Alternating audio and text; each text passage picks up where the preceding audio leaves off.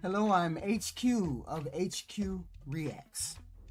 If you find yourself here and you're not subscribed, please like, share, and subscribe. If you find me on other social media platforms, please follow me, like, share, and subscribe. We are trying to get to 5,000 subscribers. So, you can catch me on Facebook, YouTube, Instagram, and TikTok.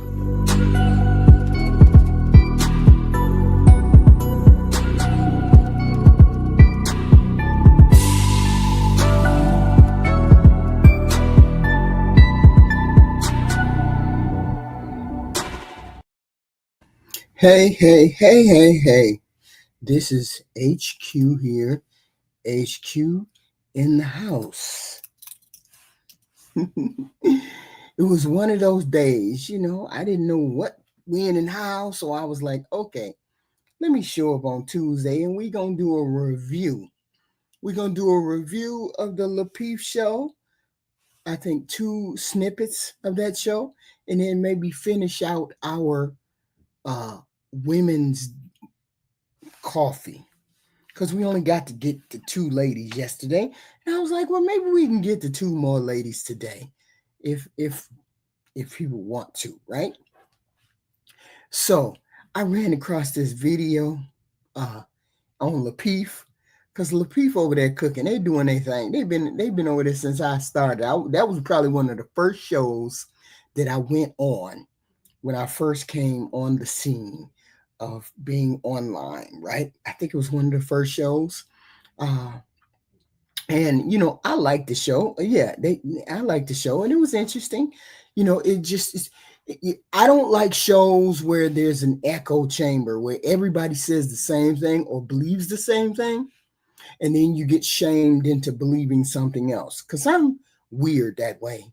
I'm really weird that way, and it's very difficult for me to fit into shows, fit onto people's panels, because I normally say what I want to say, and I don't really say what they want me to say, and they usually have an agenda.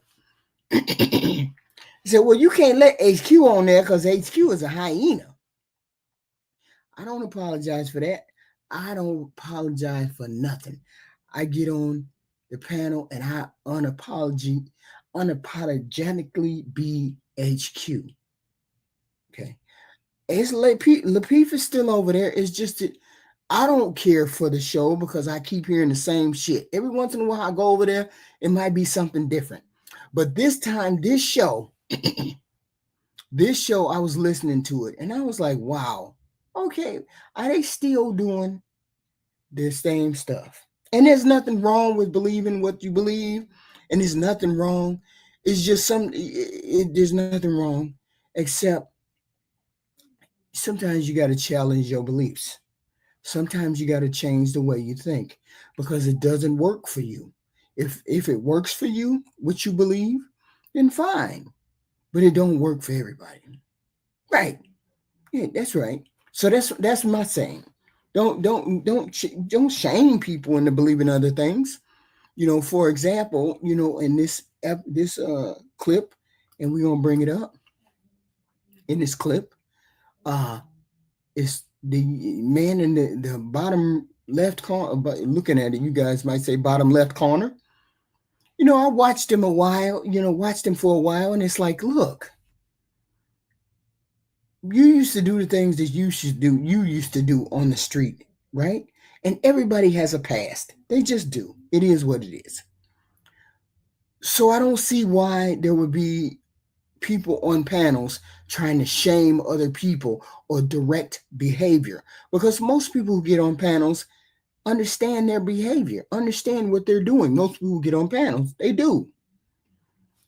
So no need, to correct the people on the panel. Because when someone says to me, yeah, Darwin, well, it's not that I don't like Darwin. It's just that Darwin is a hypocrite, and, he has this fake Christian, whatever he has, because no man who's Christian acts like that. I mean, it's just the way it is. And I'm not Christian. I don't care one way or the other. But you can't shame me, because I don't go by any book. I don't live by a book. I don't live by a Bible. I don't live by a book. I live by the morals and the examples I had as I was growing up. And as long as I feel like I do good in the world, I don't particularly care about a book. I don't need a book to follow. I don't need you to tell me about the Bible, anything else. I just have a problem with this person who tries to shame people. How many can sit through and watch a panel? No, I'm not sitting and watching. No, I can't do it. That's the problem. I can't sit and watch the panel for hours. I wait till these snippets come out. And when these snippets come out, I look at them and be like, yeah, right. Yeah, all Christian men have rules. I don't follow anybody's rules. I don't follow anybody's rules. I follow my rules. The rules I feel like good. If I feel like doing that, then I do it. If I don't feel like doing it, I don't feel like doing it. And I'm considered a good person. So no, it's not. No, it's not. I don't believe in religious books. I believe in books. I just don't believe in religious books. I don't believe in books like the Bible or the Quran or the Torah telling me how I need to live my life, because I've never followed it before, and I've done a very good job without a book. So let's get into it. And it's perfectly fine for everybody else. I just don't believe it. For the rest of my life, because I'm just trying to figure out, like, my vagina is the only thing I have to leverage. Absolutely. Every person in my life says I'm a good person. I don't say I'm a good person. Other people do that. Like, what? Is that the only thing y'all value women for? Like, please explain. Lord have mercy. Please. Please. I just, because if I'm just my reproductive organs, you can tell that that's what they think because they start calling us female. We're talking about being. We're not even women, girl. We're not. Look, you heard Darwin earlier. Women. We're not humans. We're not humans. I didn't say you weren't human. We're just females. Listen, if you think that your vagina, if you don't think that your vagina, you don't think your vagina having the leverage, then I'm saying, is my vagina the only leverage? Because you keep talking about. I tried to tell the chat, bro. No, it's not. I said when a woman gives away her vagina for free, she loses leverage. She loses her leverage. I didn't say it was your only leverage. Other qualities. I didn't say it was your only quality. I didn't say it was your only. I said once you give that up. Well, see, here's the problem. The problem is this. The problem is that value is who you deal with next. Value. Who you deal. See, and this is why I don't like. This is why I have a problem with the Black community. Because this is the rhetoric. This is the rhetoric in the Black community. This is not the rhetoric in the dominant community. And the dominant community is beating us, marriage-wise, relationship-wise, all of those things wise. The dominant society is beating us in these relationships and marriage. Stats say the truth. So if our whole community, if most of the men in our community or most of the women or men in our community feel like, okay, if you have a sexual relationship or you do this, that, and the third, you lose value and therefore I can't value you. No, I didn't say the whole Black community. I said there's a bulk of it because a lot of people fall into the category. And I get it. I do. You feel as though they feel as though because you're not a virgin, there's some kind of value lost. Or if you get older, it's not some kind of, you don't have any value. Because I hear that from Black America every day. Every time I talk to him. You old. Ain't nobody gonna want you. Your value is gone. Okay. I mean, men are raised directly or indirectly on a diet of patriarchy. Okay. That tells them that women's sexuality exists for them and not of females. Okay. So if you're a fully autonomous woman in 2025 and you go around making decisions for your own body, like it's your body, that challenges a lot of people. Okay, that challenges men's belief in thinking. It's not really about the numbers or the partners. It's about power. To me, it feels like you're trying to tell me. It feels like if you can't control who I sleep with, then you feel like you lose power somehow over me if I can do what I want to do. And even though doing what I want to do may have led women astray, it may have done that. And I get that women have been led astray on that sexual thing. It's still not, I mean, it's still, to me, it's still not cool to tell a woman that she's not worth anything because she's she's older or anything else.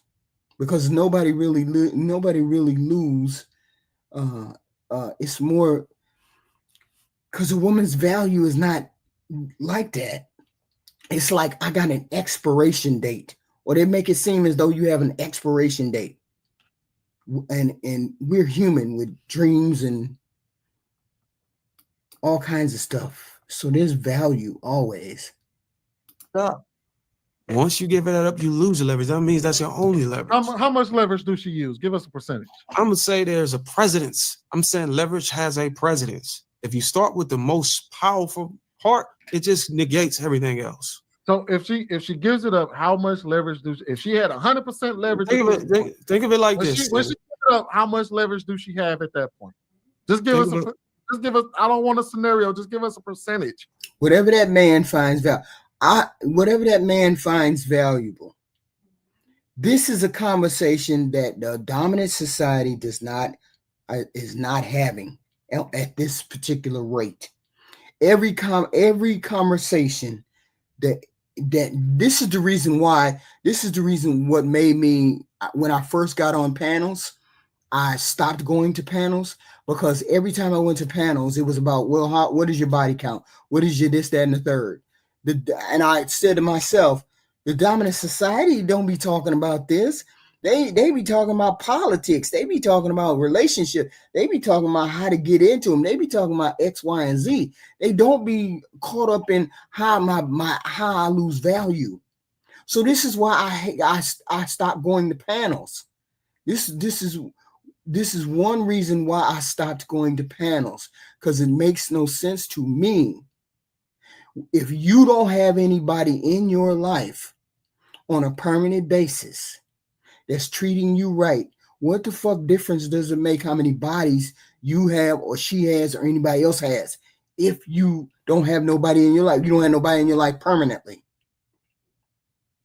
I don't know. It just don't make no sense for me for the speech, for the talk. You got to do what you got to do. I hang out in white spaces all the time. If she give away her vagina, how much for the man that she want to marry or the man she want? 100% here. Hold on. Where does it drop to? Well, I would say it significantly drops. I don't know the measurement of it exactly. And here, the reason why I say it doesn't, because you don't know what her body count is, because she's not going to tell you the truth. You're never going to know. And you're just going to surmise and drop yourself out of it and kick yourself out of the competition of dealing with a woman. If you like a woman, yeah, of course, there's every man on this planet concerns himself about a woman and her body count. But our spaces are the only ones that say it out loud and try to shame the women because of it. We're the only ones that do that. They have conversations about it. I'm not saying they don't, but I'm saying our community, and yet and still their community is doing way better than ours when it comes to marriage and relationship. So who's talking about the wrong thing? That's all I'm saying. What space is talking about the wrong thing and doing the wrong thing? No. Here's the problem with what you're saying with that. So then, it depends on who it was. So then, okay, it all depends on the man too, bro. Like if I don't know. What do you mean it depends on the man? It doesn't depend. People don't have expiration dates. Okay. People don't have expiration date. My virginity was not some rare collector's item that once it was open, it loses its mint condition. If anything, experience adds value. I think experience adds value. I mean, have you met a woman who knows what she wants, knows how to ask for it, and doesn't break into a frenzy when you want to talk to her? That's not a loss. A woman like that is not a loss. That's a limited edition type female. Okay, I'm saying we're the only community sitting here rolling backwards because they want us women to do something that we're never going to do. We're never going to get back into the box and be traditional like that. Tradition, and most people don't even know what submission or tradition mean. So that's a dumb argument anyway. What are you talking about? Go ahead, JR. No, I was just asking. You can't convince me because I've been on this planet a long time, so I know what's important and what's not. And asking a woman about her body count is never going to be a part of any kind of conversation if you want to have a relationship with a woman. I want to know how many of you men came out straight, direct, and asked your woman, how many men did you sleep with? How many men did you sleep with, wife? How many men? And she was honest about it. Asking that if it drops, then what happens? Well, I mean, a guy can use that to justify not marrying her. Like, I just like what we have right here going on. I just like what we got going on. So there is such a thing. Might not be so compelled to. I get that, Stephen J. I get that, but you don't need to be overly consumed about how many people she slept with, or overly consumed about behavior that you think might be X, Y, and Z. Only way you're gonna know if a woman is if you go over there and talk to her. Me posing on IG or me posing on, I don't know what the fuck those places are. TikTok, that me doing that does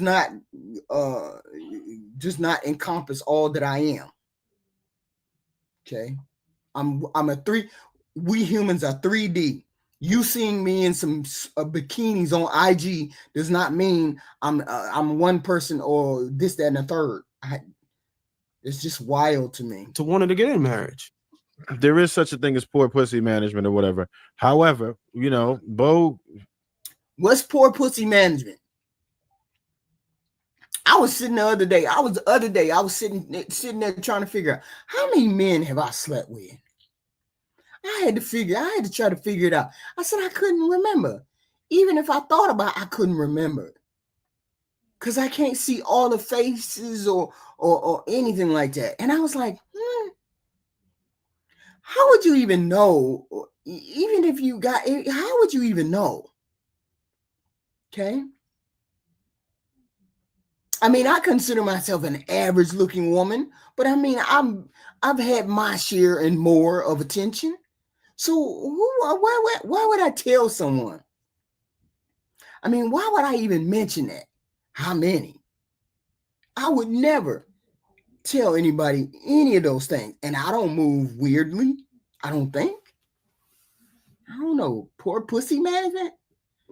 I'm 50 something, but I got poor pussy management. I wish a nigga would come over here and say I got poor pussy management. And I'm 50 some years old. Was on a panel the other day. She talked about she done broke a bed on a homeboy. So what I'm saying is that wow, you ain't smart. It was on a public platform. It was on a public platform. It was on a public platform.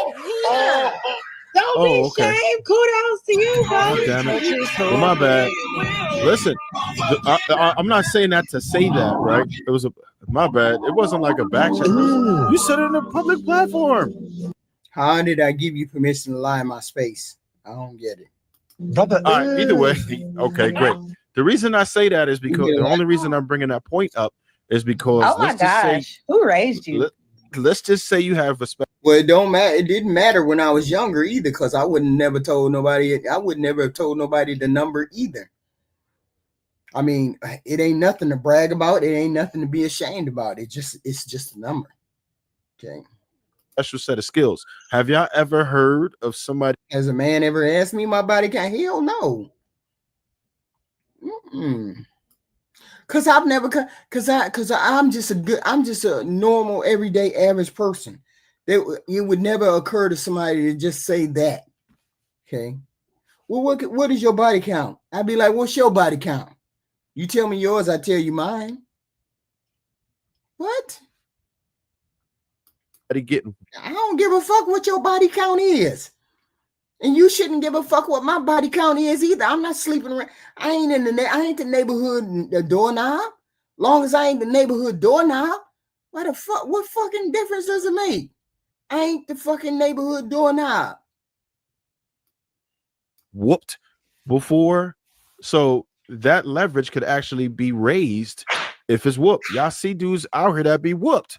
So if anything, depending on what your skill level is and depending on the XP of the gentleman, that maybe depends on what your experience is. If you only got 2 bodies and I got 6, I guess I'm a doorknob.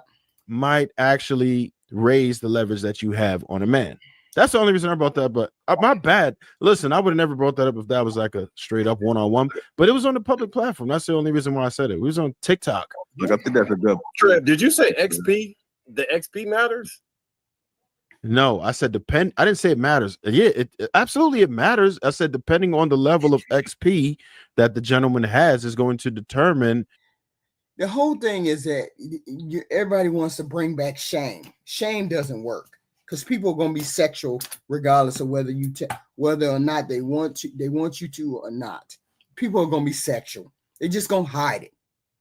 And I don't like the fact that you have to hide something that comes across naturally to you, right? Because we all grown.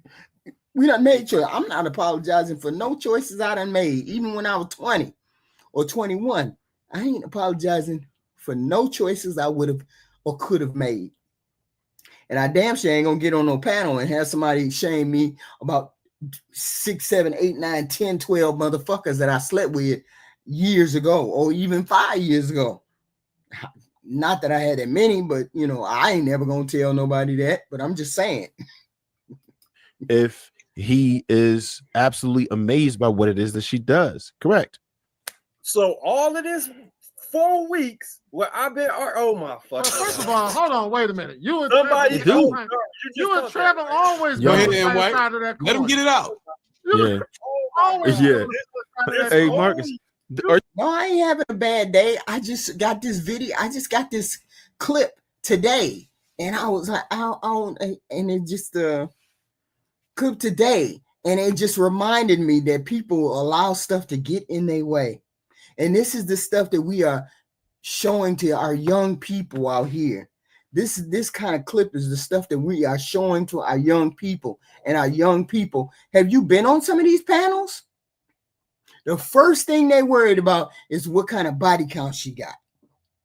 Second thing she worried about is she gonna use me for money instead of trying to get real. Instead of trying to make relationships and do better than the dominant society who don't give a fuck about this kind of stuff. They really don't give a fuck about this stuff. Because they lead with who they like. If I like you and I suspect that you might, be doing X, Y, and Z, they still would never bring it up because they like you. We, on the other hand, well, she looked like a hoe. I ain't gonna deal with it. Look like and yet we losing in the romantic partnership. We losing in the romance department, marriage department, relationship department, because we get caught up in our head in the shit that don't even make sense. Because she ain't never gonna tell you how many people she slept with. So why even bring it into the conversation? Just lead with how you like her, or lead with how she like you. Are you finding an inconsistency? Are you finding inconsistency? Let him get it out. The last 4 weeks, Darwin, true or false, have I not been saying, hey, it matters because this is the result of what happens if a man has no sexual experience. Exactly. Right. So then they now told me that y'all missing it. You're missing it. Trev never told you that. No, and White right. He's and Trev never said that. Matters. I'm trying to help the community. This is what I'm trying to say. I'm trying to say body count does not matter. In your mind, I don't want no hoe. I get that. But most people don't have hoe, it's like tendencies. Most people have normal, everyday sexual experiences. And they're in relationships, if they're in relationships. But that's the culture that is going out there, that's out there right now. It's the culture that you live in as a young person, and as a young female lives in that same culture. Now, if y'all want to change the culture, then y'all shouldn't do that. But you shouldn't be running rampant through women and then look over at her and say, "Oh, you were out there having sex too. I can't take you because you got X, Y, and Z." Okay. Most people, I'm saying in our community, this is a dumb discussion. I'm saying our community. Okay. I'm saying the dominant community, the white community, they may care about it, but they don't let it consume us like this. They going on with the business of finding them somebody they can spend their life with, instead of worrying about, well, you slept with Johnny. Oh, you just slept with somebody last month. Well, I get all of that. There's STD rates in both white and black and Hispanic and all them other things. And a lot of y'all out there got STDs and you don't even know it. Because a lot of y'all don't even get looked at for the herp. He said the XP works as a way to keep a man from making a ill-advised decision whenever he get cheeks for the first time and fall head over heel for that woman. That might not even be right for him. I said he could possibly be whipped. Now listen. What did I say was the ideal situation for both partners to be virgins? If you run into a skilled girl and you are a virgin, that's bad. The only time it makes sense is if you are a virgin and you run into another virgin. If you run into harlots out here, then you can't be a virgin trying to do that, because they're gonna run circles around you. And how would he get the experience? He would have to deal with harlots, as you call them, if he's going to get the experience. So he would have to deal with a harlot, as you say, to get the experience. Both of y'all not breaking each other's virginity, and that usually don't even happen unless they're really young. But an older dude, he ain't gonna pretend. No.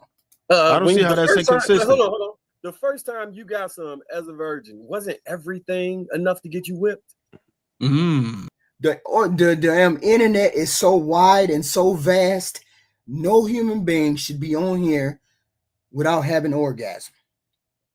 No woman should be on this planet, or man, for that example, for that matter, be on the planet without knowing how to give themselves an orgasm and knowing how to give another person an orgasm. That don't even make sense. What's the point in having sex? The whole point in having sex normally is to have an orgasm, to have the culmination of, the excitement of doing that. So therefore, you need to know your body in order for you to have orgasm. And there's so many books, magazines, websites, YouTube that teach you how to look at a female body and know what a female body is to have orgasms. It's no excuse for a man to get into a bed with a woman and don't know how to give her an orgasm. That just means you don't give a damn enough about my orgasm. You just want to get yours. And selfishly, I remember being ignorant when I was a kid. If you come before me, me and you gonna have it. You ain't gonna get no more ever again. If you do it, I remember me saying that. No. Oh. Man. No. Dude, hey Marcus, didn't we just talk about how shit is different for different people? It wasn't. Nah, come on. And I was look. Could I keep it? Could I be honest with y'all? You got some ass. You want to marry the girl? No, absolutely not. So listen, look, time out. Hold on. First, I'm gonna be honest with y'all.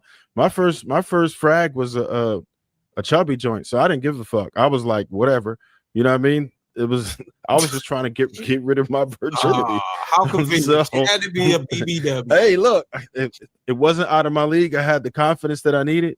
Once I got a little bit of that, then I started working up. You know what I mean? I hit the heavy bag. The worst of the worst. Bless you into the world. You let the worst of the worst bless you into the world because he likes chubby, or he had a chubby woman who took his virginity. He let the worst of the worst bring him into the unvirgin world. If that ain't a shame, if that ain't somebody trying to shame you for liking having choices, for liking bigger women, and that's a lot. I see a lot of that too. A lot of people shaming women because they overweight, or shaming women like you're defective. There's nothing wrong with a chubby woman. If you like chubby women, go ahead. If you like chubby men, go ahead. There is a wide spectrum of humans on this planet. Go get the one that you want. Don't try to make all of these into what you want. Go get the one you want. That's the way I look at it. Don't try to shame me into doing shit you want me to do. There's plenty of other women on this planet that meet my qualifications. Go find her. He liked a chubby woman. And then this person down the bottom, well, you make the worst of the worst bring you into the, what do you mean the worst of the worst? Okay. I don't complain about broke men. You don't never hear me complain about broke men. Stop it. You have never heard me say anything about no broke man. Okay. What you want to call it? I'm still trying to get Bruce to answer my question, man. I want the percentage. How much leverage do she lose? Oh, he's not answering that. How much leverage do she lose? He's not give me a percentage. She was at 100% when she wasn't giving that thing up. When she gave it up, where is she at now? Based on post-nut clarity, I would say 80% of her leverage. She loses 80% of her leverage. Post-nut clarity literally opens a man's mind on a cerebral level. Once he get away from that nut, that man is laser focused. He knows, like, he starts checking. Yeah, but you make it seem as though people who have who sleep with somebody, they don't want to sleep with that person again second time. But why do they keep coming back? Because it's easy, and then you fall for her. Because I'm just sleeping with her, but then I fall for her. That's the reason why women don't want to give men pussy early. Because that's all they want to do, according to him. That's all they want to do is sleep with a woman. And why would I want to sleep with you? And I know the only thing you want to do is sleep with me one good time, see how I am in the bed, and then you're going to run. That's why women don't want to sleep with men. And that's why men have to make up stories to get a woman to sleep with them. Because he knows that 9 times out of 10, he just want to hit it. And that's why this is the what the hell is it called? When women say men lie, this is what they mean by they lie. They lie to sleep with a woman, and then they know they don't want to do nothing. They just want to do it one time, then they want to get the fuck on. This is what women mean by lying. You lying, you just over here playing. And no woman wants to be over there playing. No woman wants to be played with. No woman wants to be played with. Okay. No women, no, most people see Project Leroy. You're under the impression that a lot of people men run up to women and say, how many bodies you got? Most men don't do that. Most men do not walk up to women and say, how many bodies you got? They just make a guess or a supposition or a thought or some kind of, I don't know, calculation in their head. And then they talk themselves out of the fact that she might be a very good person.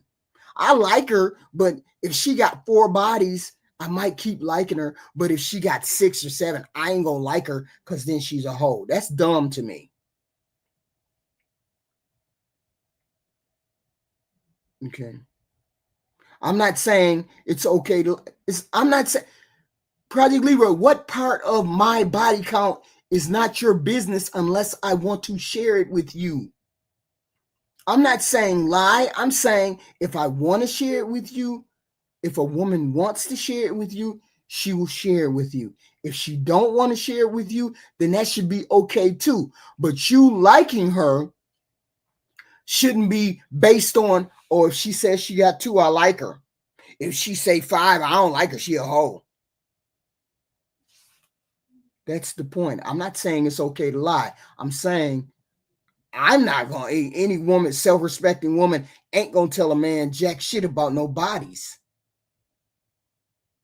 And no man should be running around here saying I got 30, 40, 50 bodies either. No self-respecting man should be telling women how many bodies he got either. Checking all other kind of shit. Oh, look at her feet. Oh my, no, what the fuck? Oh my God, her breath. Like her breath was smelling good before post-nut clarity. Now he really able to think with some sense when he get that nut out of him. So I would say almost 80% of her leverage is gone, bro. He start checking her wig to see if he can move her hair. All kind of shit. So let me ask you, he don't like her. Because he don't like her. That's why he's starting to check her wig after he sleep with her. He's trying to figure out the faults to her. He's trying to figure out what ugly faults she got. So let me find all the ugly things about her so that I don't have to really deal with her. I done got the pussy, so I ain't got to deal with her no more. That's what that sounds like to me. I done got the pussy, so let me find out. Let me see if she really worth it beyond that. That's what that sounds like. Actual question then. Is her veneers real? Like all I wish a nigga would ask me how many bodies I have. All that shit come into effect. Niggas start thinking about all kind of, how much money did I spend on this bitch? Hold on, wait, where's my phone? So would you why she wearing my watch? Like, you know, some shit like that. All that stuff that you missed out on when yo was hard, now it start coming in. So she lose a lot. Nigga, I would argue actually, it only take, I would say 5 minutes right after 5 minutes right after he nut. He probably ready to pack it up and go to the house. Hold on, wait. Then you about to make NY point then. Why are you suggesting the house that every man has to sleep with the woman before he to at least potentially experience post-nut clarity because a woman has that much leverage? No, I'm not suggesting that. What is he saying? That's Marcus. Mark, ain't that pretty much what he's suggesting? Because if you're saying that, because no, think about it. If you're saying that post-nut clarity would reveal that this woman ain't shit, then that means you would have to experience post-nut clarity every single time to how would post-nut clarity reveal this woman ain't shit? What does that mean? Black American. Okay. Can you hear me, HQ? Yeah, I can hear you. I can hear you just fine. Okay, it must be a delay. Yeah, it is a delay. So I'm just hopping on right quick. I'm just hopping on right quick. So the reason why men don't want women with a bunch of bodies, HQ, is there is too much to compare. There's too much dreaming about Tom, Dick, Harry, Sam, Linda, Felicia, all the other things. And yes, a man knows when and if you are not exactly happy with him. It's too much for her to compare to. Because it's well, I could have went and got me a horse instead of fucking with your little dick ass. Men, once again, you're not a man. You don't deal with women. These are things that men have to deal with. These are things that men have to deal with. And I'm not saying it's right. It doesn't make you feel good as a guy, but these are things guys have to deal with. And post-nut clarity is just that. Post-nut clarity is just that. If she's not gonna be honest with you from because I'm definitely not gonna tell you. I'm definitely not gonna be honest with you. So that's a deal. So she's gonna be unhappy. No, you're gonna be unhappy if you like. No. Wait a minute, let me finish. It's not sustainable long term. What's not sustainable? you're not going to be able to have a sustainable long-term relationship because the woman is going to leave. Be happy. Why would she leave? I don't understand that. How do we jump from that? How do we jump from post-nut clarity to leaving? What do you mean? How do we jump from post-nut clarity to leaving? Oh shit, something happened. You want the woman to be happy, just like you said. If you can't make me come, then I'm not finna be happy. Huh? You fading in and out. You fading in and out. You got to come back up, Black America. Understand whether that woman is actually worth. If and only if he's using his penis for discernment. But if he's using other things, like if he's got somebody like a covering over him, or somebody's helping him vet, or he's bringing a woman home to his family and shit like that, and he don't really necessarily need to have sex with her to be able to substantiate post-nut clarity as a buffer. All right, so he can trust in his village or his surroundings to help him, and then just take sex off the table. So, all right, fair. Then how much leverage does a woman lose by giving up sex if the man uses his brain and not his penis? How much leverage does she lose when a man uses his brain? Let's say she average woman versus the average guy. Yeah, let's see. How much leverage does she lose? Like button when y'all come in. Everybody always come in, don't want to hit the like button. Why y'all be guarding the like button? I mean, why y'all be parading? Why we got an issue with like button? It ain't like I'm asking y'all to give me no super chats or cash apps or anything, but the like button is very, very difficult for to get ratings from if you don't get a like button. At least hit the like button if you don't do nothing else. Hit the like button. Cash apps is great. Super chats is free. I don't ask you for any of that. I just ask for the like button, so it just be going where it's going. If he uses his brain and not his dick. How much leverage? She was at 100%. She was 100% when she wasn't giving it up. If she don't give up her vagina, she keeps her leverage, point blank, regardless. So, but how much does she lose if she does give it up to that guy? If she gives up her vagina, she lose 80%. She lose 80%. Even if the guy likes me, I lose 80% of my value. If I like a guy, he like me, and we wait to have sex, and 2 months in, then we have sex, I lose 80% of my value. Then what is the point in having sex and looking for the relationship if I'm gonna lose my value? The whole point is men have to find a reason for a woman to come back to the table and marry them these days, because marriage don't seem to be on the table for nothing. And it's the women who got the kids. It's the women who gonna have the legacy. It's the women who gonna be at home with kids taking care of them. It's the men who be looking for somebody to help them cook, clean, keep a house, and do all this other stuff. And then you have these men dealing with women who got 2 and 3 different baby mamas and daddies and all this other kind of stuff. I'm saying, I believe if you get a woman pregnant, then marry that woman and build a family from that. And I get it, but sex and getting that post-nut clarity every freaking time is throwing you men on the wire, throwing you men off your game. It's throwing you men off your game. You chasing, it's like, look, all snatch is the same until you feel for a woman and have feelings for a woman. All snatch is the same. Okay? So guess, no, they don't require marriage to get pregnant. Women can live on this planet without getting married. A lot of women say they can live on this planet without getting married. And since men have a difficult time marrying women, because if you men really wanted to get married, they would marry their first baby mama.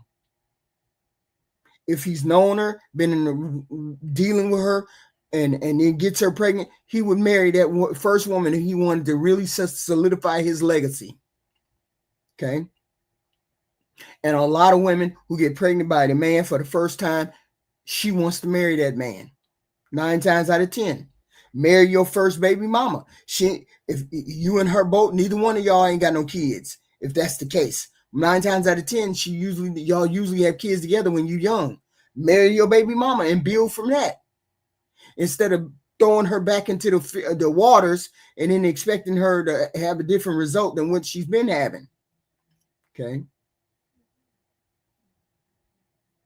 I'm not saying you can't ask a woman her body count, but you don't get to ask me my body count before we started dating, before we get into a relationship, before we have something solidified. You don't deserve that answer. Okay. And that's my whole thing. That's not happening. Project Leroy, you say it's not happening. You just get a woman pregnant, and it don't matter whether that's her first baby or your first baby. You just take her right on back because you don't want to be married. Because then that's a man's problem. It's not the female's problem. That's the man's problem.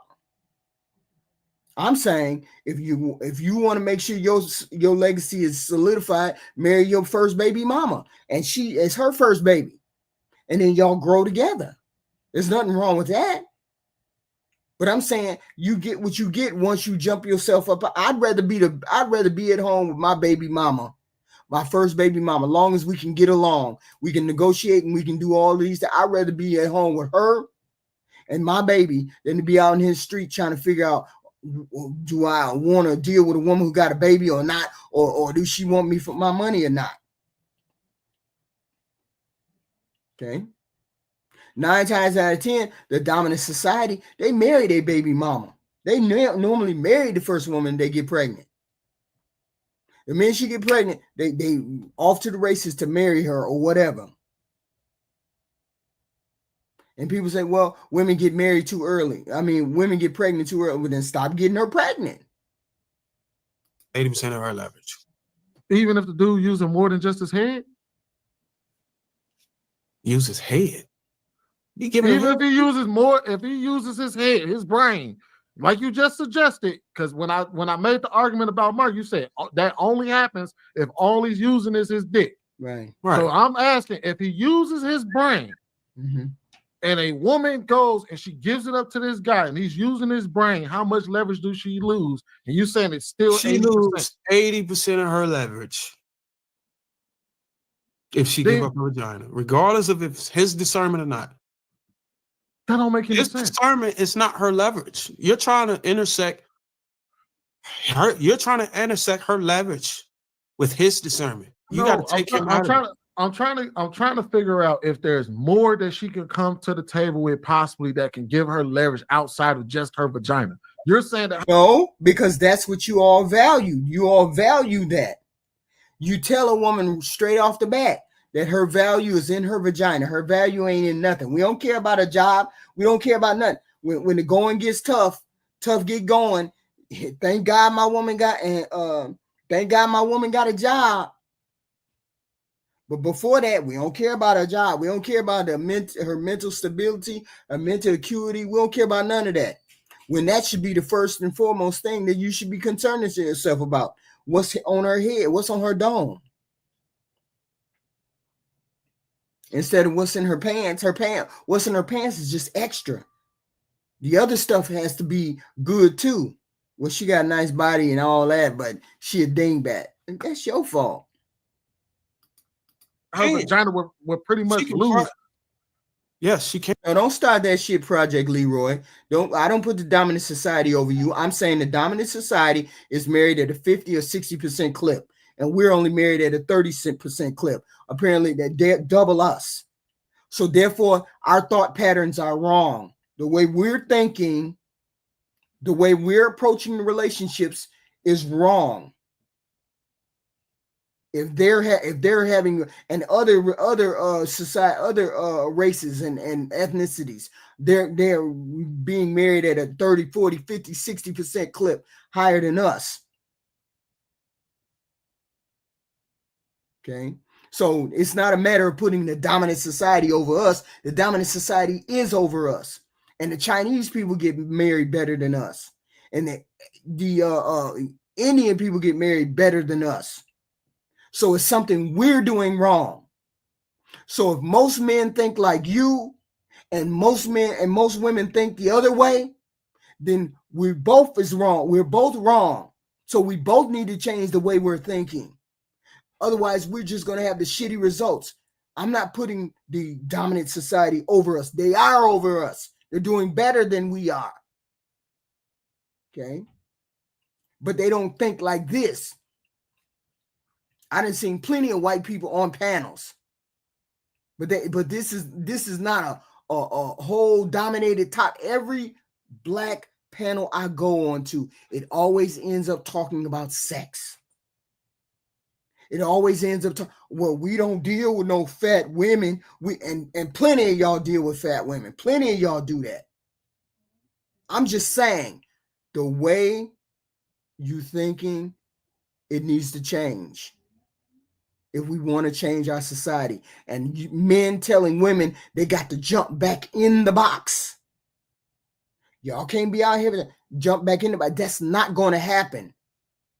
So the only way to combat that is to not get none of them pregnant. And that's on men to walk into the bedroom with a condom.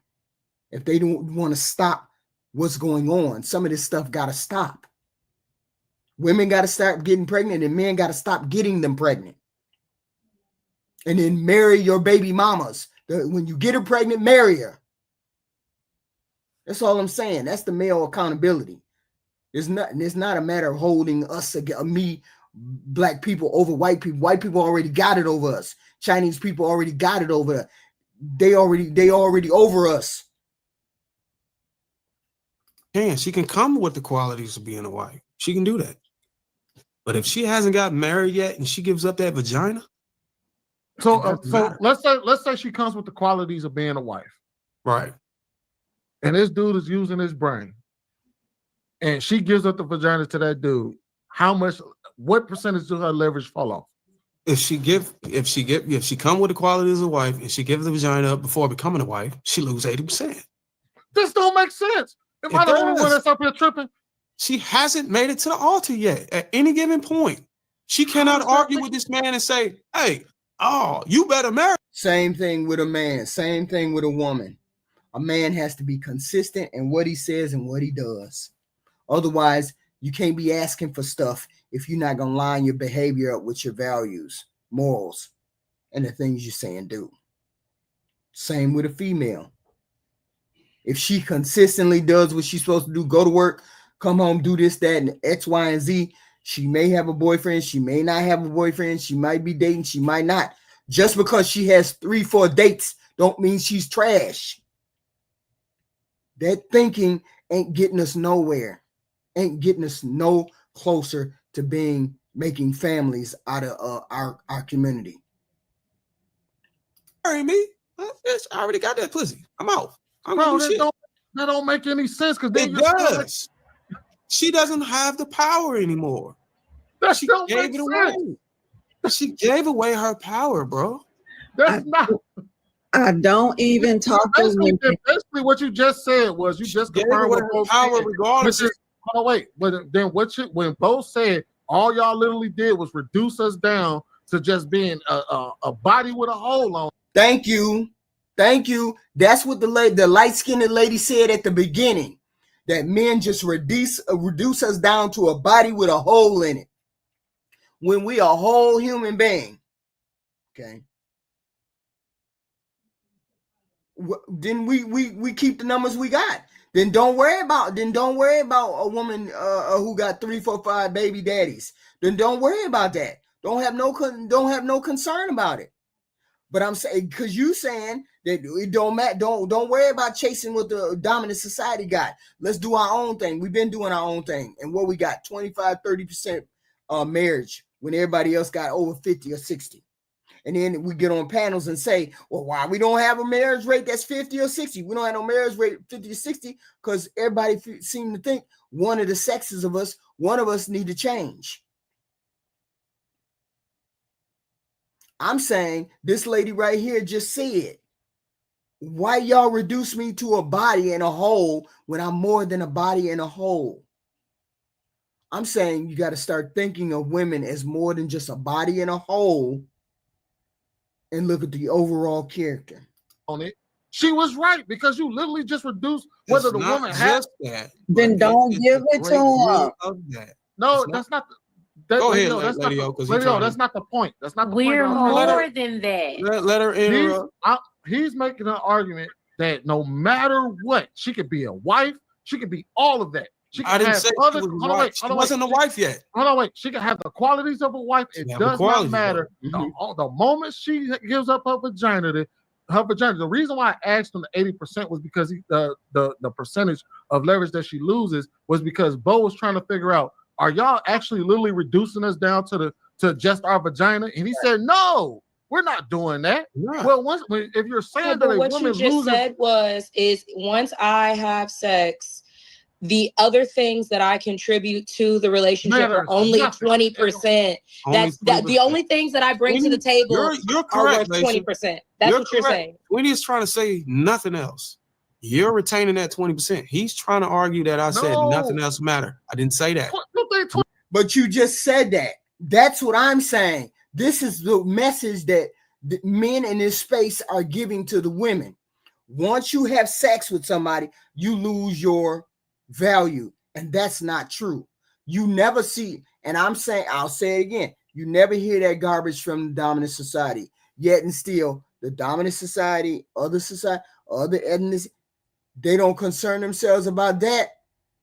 And yet and still, their marriage rate, relationship rate is better than ours.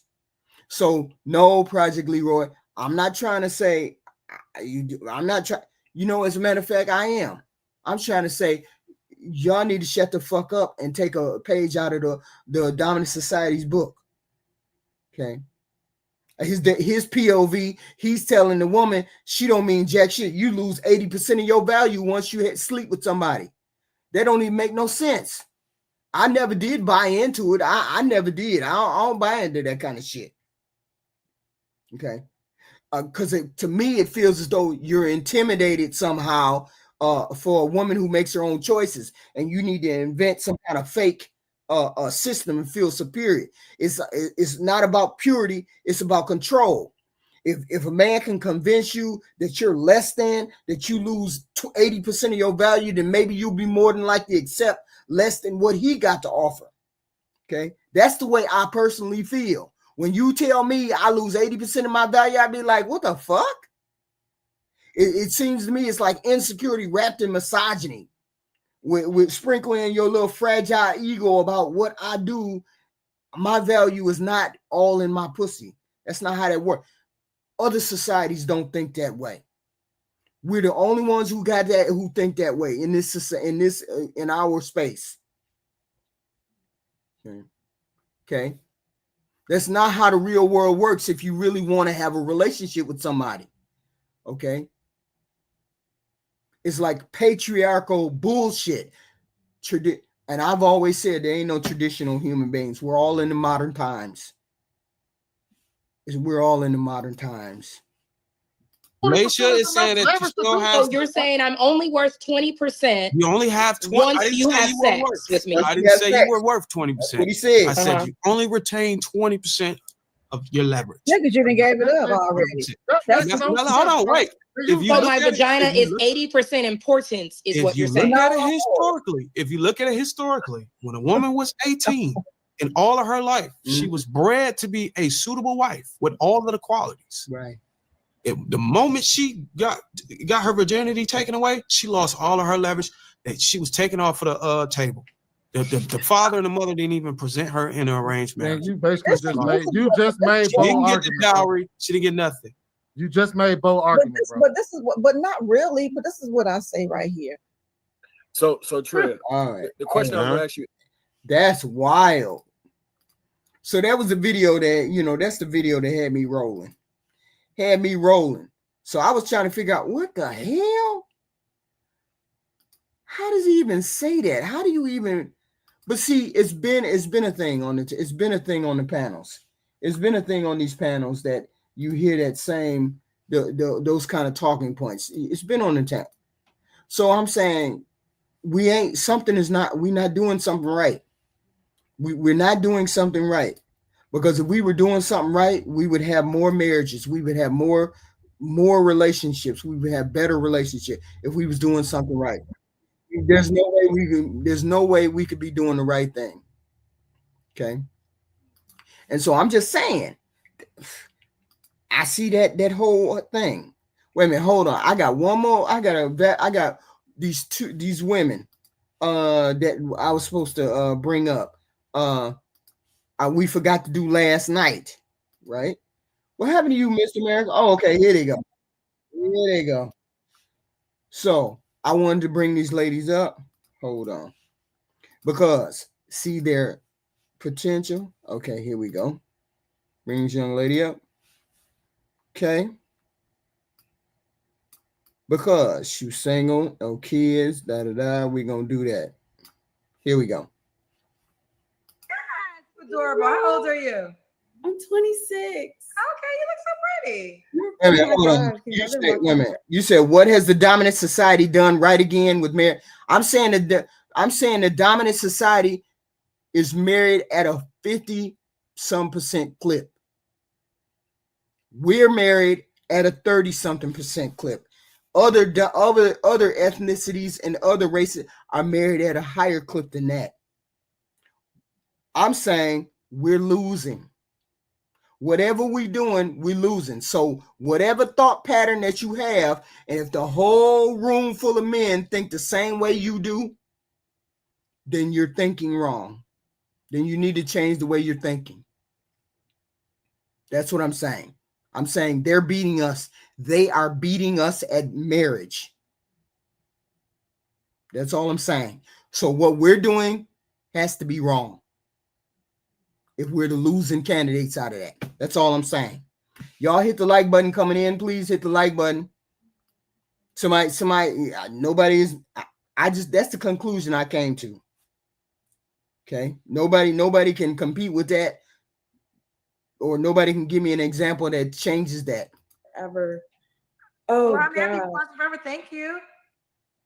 I'm nervous now. You caught me off guard. Don't be nervous. Let's do it. What's your name, baby girl? Fallon, like Jimmy Fallon. Fallon, like Jimmy Fallon. Where you calling us from? From VA. Virginia. How old are you? You told me 26. Do you have any children? No. No kids. What do you do for a living? I work in IT as a system administrator. IT assistant. System administrator. Was she a highlight? She wasn't a highlight on Kendra G's show. She was just one of the ones that, you passed on and you never really thought to look at her again. She was just on the show. All right. What's your zodiac sign? Aquarius. Mm-hmm. So this is Fallon, VA, 26, Aquarius, no kids, works in IT as an assistant administrator.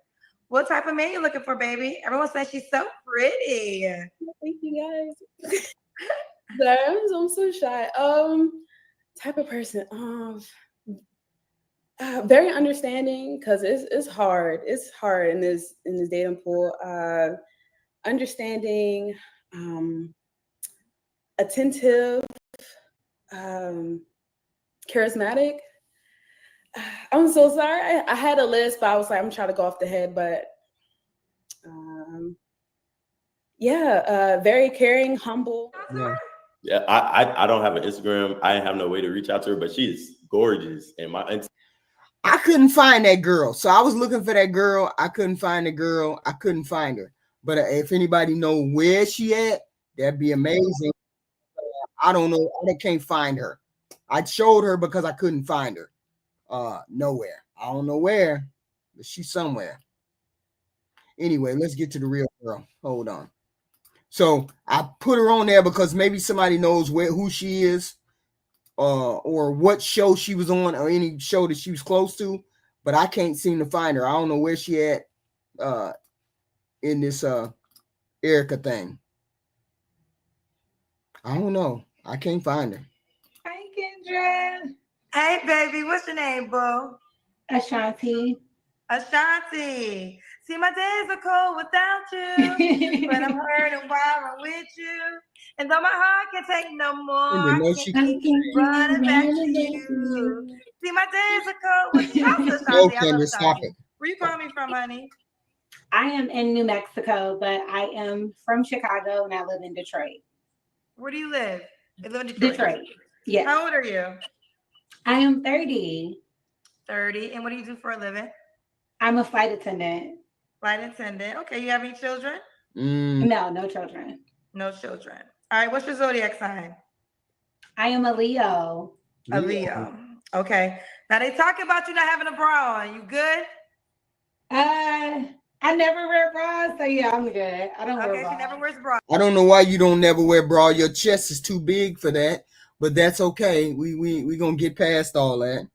You have to wear a bra when you get on Kendra. I don't know what if she don't normally wear one, I mean, it's not a deal breaker. If she was smaller, if she was a small woman, it would be better.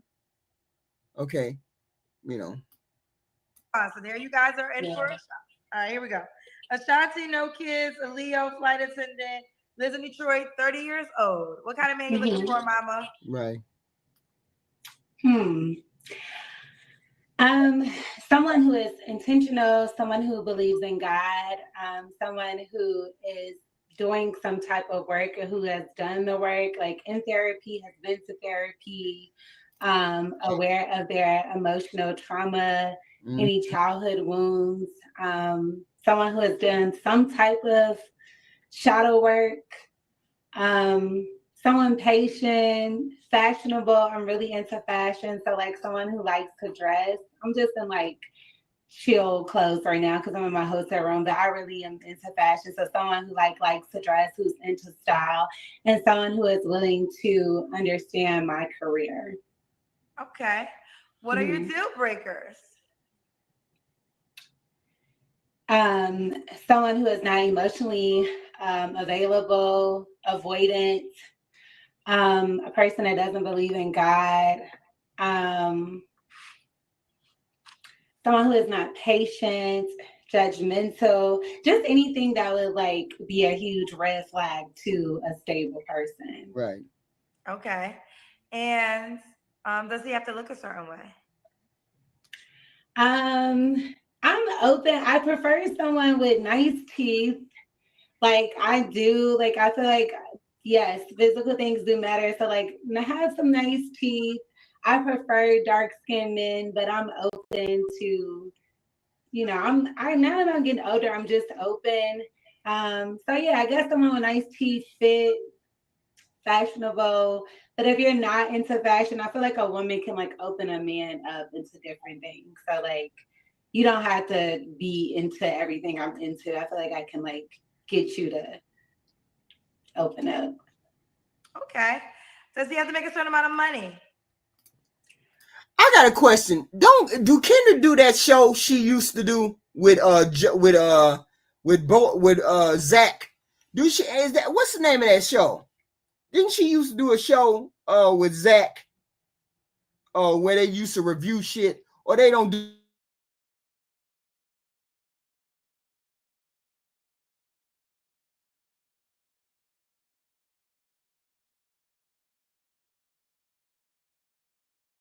I was trying to find a review, but I couldn't find no reviews. No, Kendra, I'm only 30 years old and I have had a really like easy life in certain senses. Like I'm an only child, my mom's a doctor. Like I'm just learning how to be financially stable and take care of myself. So I'm not asking nobody to do nothing that I can't do. Just able to take care of yourself, like pay your rent, like us to do cute stuff with and for one another. But like I'm not looking for like nobody. Like some of the stuff. Yeah, because she used the Kendra G reviews. Yeah, what happened to them? That and that private group she was talking about. That private group. Remember, she was talking about a private group. She had a private group that was serious about relationship, and they was paying her and blah blah blah. What happened to all that? Ain't seen none of them since. Stuff I be hearing, I'd be like, damn, like what type of life y'all living? Like you don't gotta make no crazy amount of money or nothing like that. Okay. Let's do the Kendra cam. You're kind of already doing it because you're standing up. Yeah, I'm a tiny little thing. I'm real small. Okay. I'm real small, like 115 pounds. You're tall. How tall are you?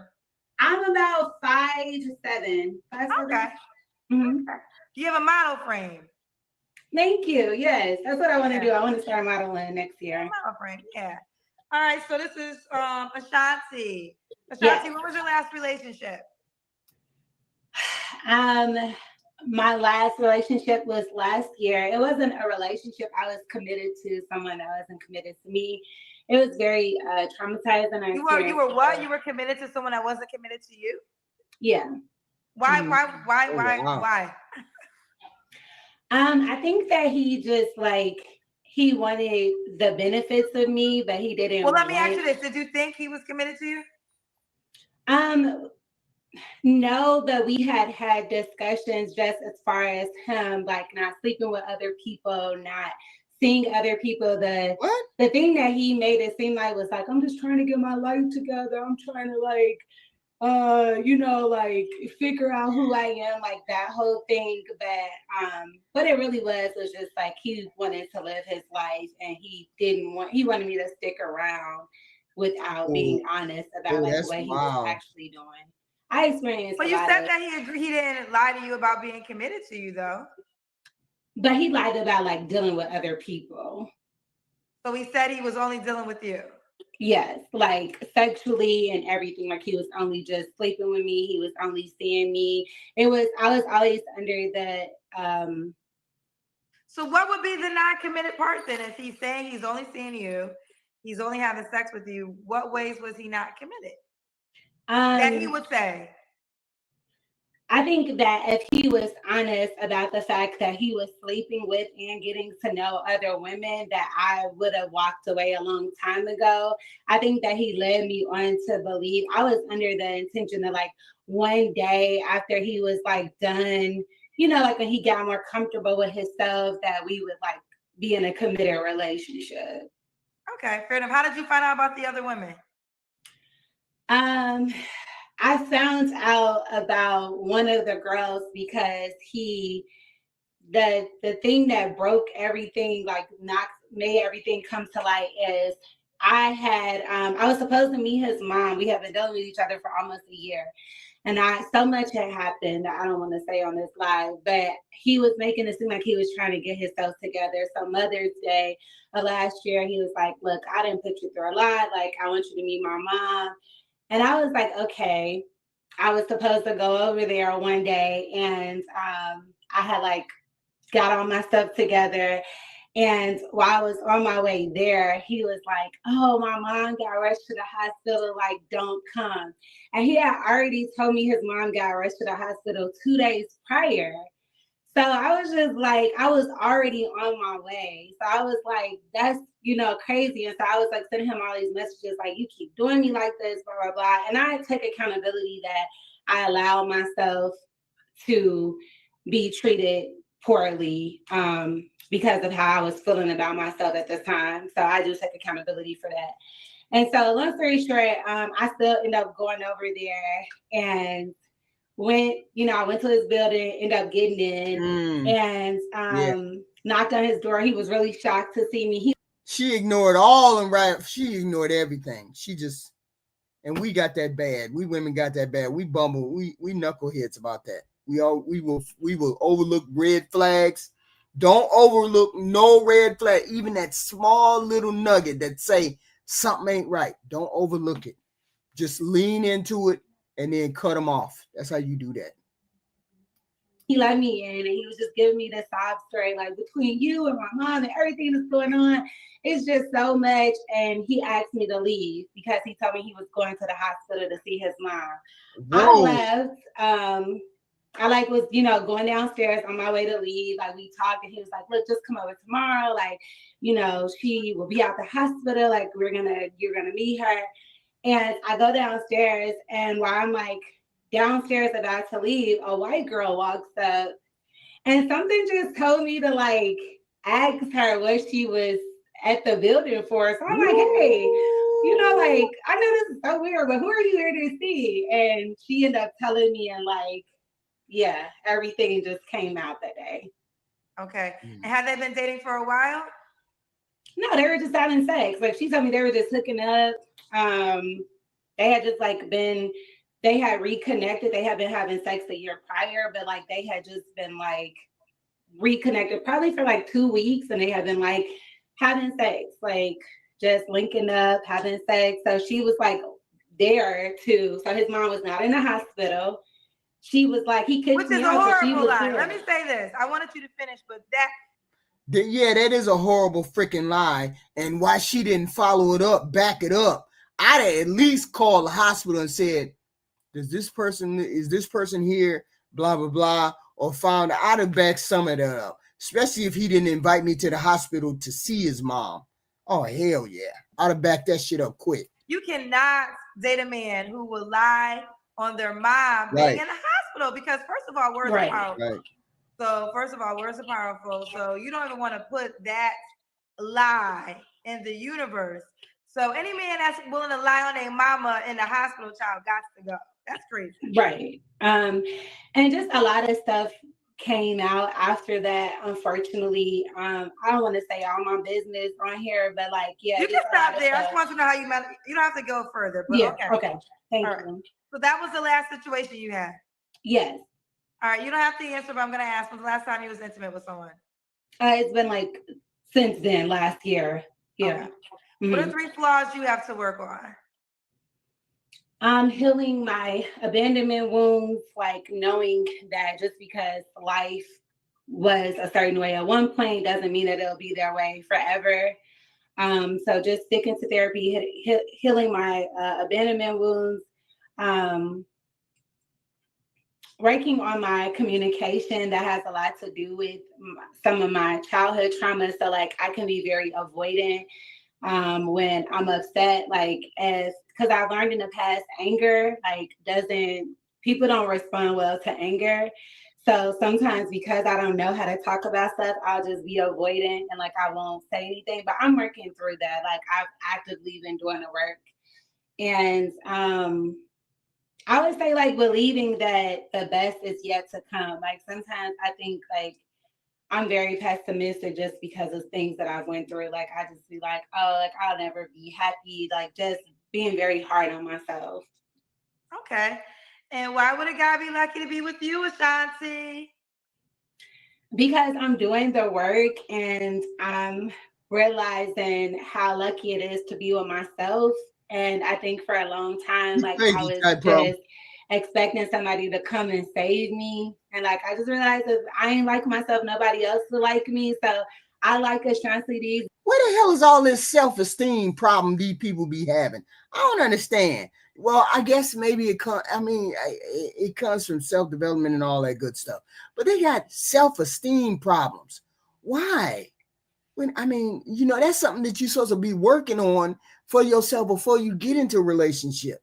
You ain't never gonna be no good for nobody if you don't fix yourself first.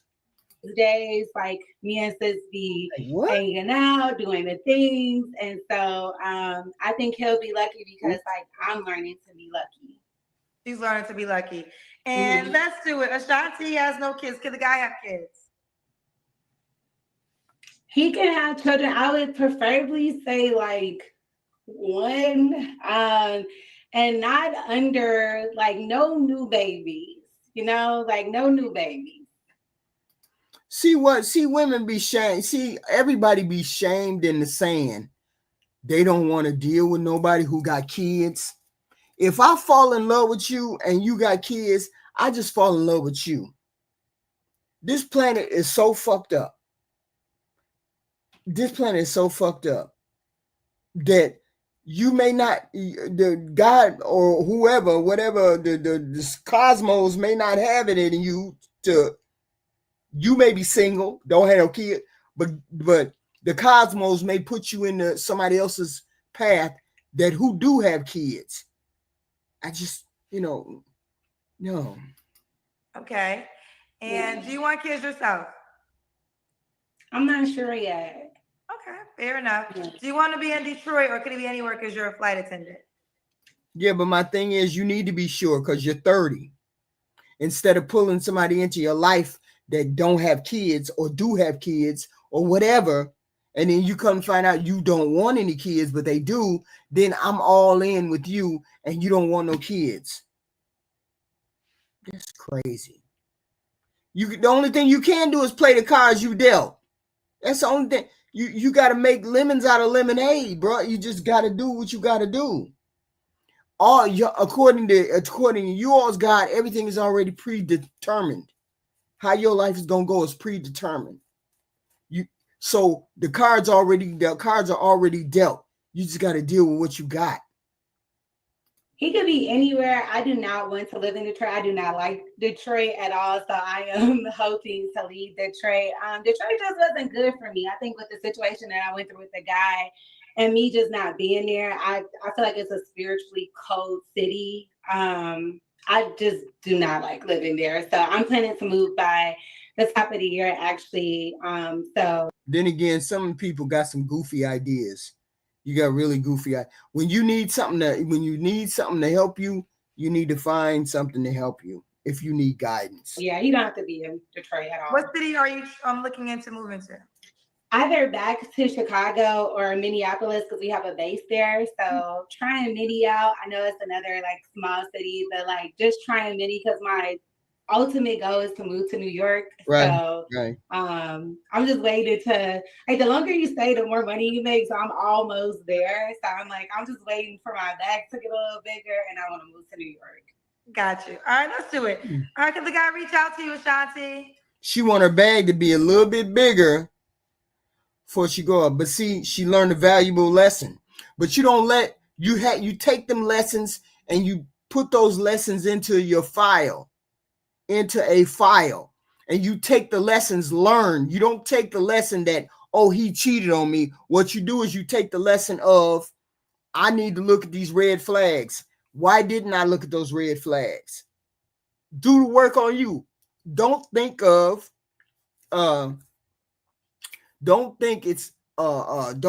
too deeply in it of other people's actions. Just because people do X, Y, and Z doesn't mean you should pull it all on yourself. If you're a person that keep getting cheated on, then you need to figure out what you're doing wrong. It's not the other person, it's you. You're doing something wrong if you continue to get cheated on. So therefore, I wouldn't even, once I got out of a relationship, I wouldn't even think about that person, not now one more time. I would start thinking about what my improvement needs to be. My improvement on me needs to be, okay, I didn't see the red flags. Let me make sure that I'm looking at I'm clocking this, I'm clocking that. I'm clocking that he didn't call me. I'm clocking that he didn't come and see me. I'm clocking these things. So next time I know better. You're supposed to improve on these relationships. You're supposed to get better, emotionally more intelligent every time you get into a relationship. You shouldn't be stuck on the same bullshit about, well, women ain't shit. Nobody should be stuck on that. All men ain't shit. There's different people out there. There's different women out there. You just got to find them. Here's our last lady. Look, what we got? Okay, hold on. Here we go. Hold on. This is the other lady I had up there. Okay. Here we go. Let her say her IG with the girl with the bra. Yeah. Well, you want to see? Hold on. You want the girl with the bra or her IG?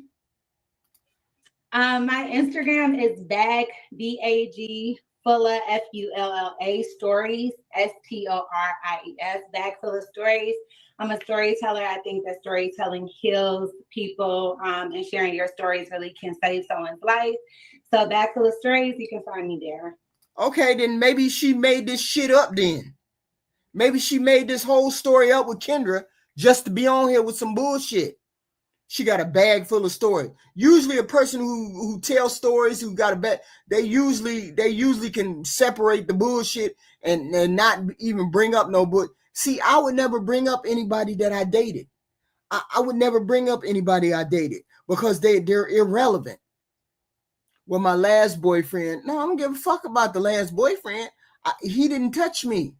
He didn't touch me in no profound way. So I would never bring up an old boyfriend. I don't care about, I would never bring that shit up. And she's a storyteller. So why is she bringing up a story like, oh, he did this, he did all of this, and this? just to prove to us that, you know, she been through some shit. No, you just say he was a dog, he was a bastard, and then just keep walking. I wouldn't even mention that man. He'd have been like a last thought ever that I'd even talk about.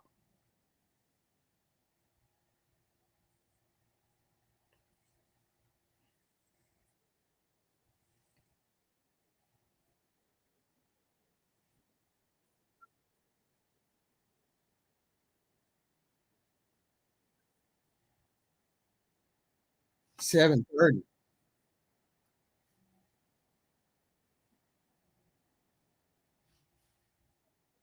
Yeah, make sure y'all hit the like button.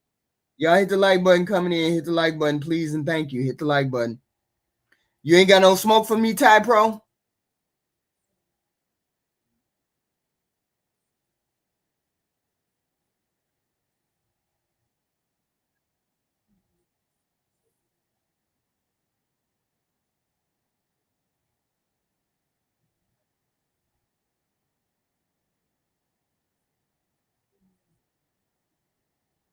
Okay.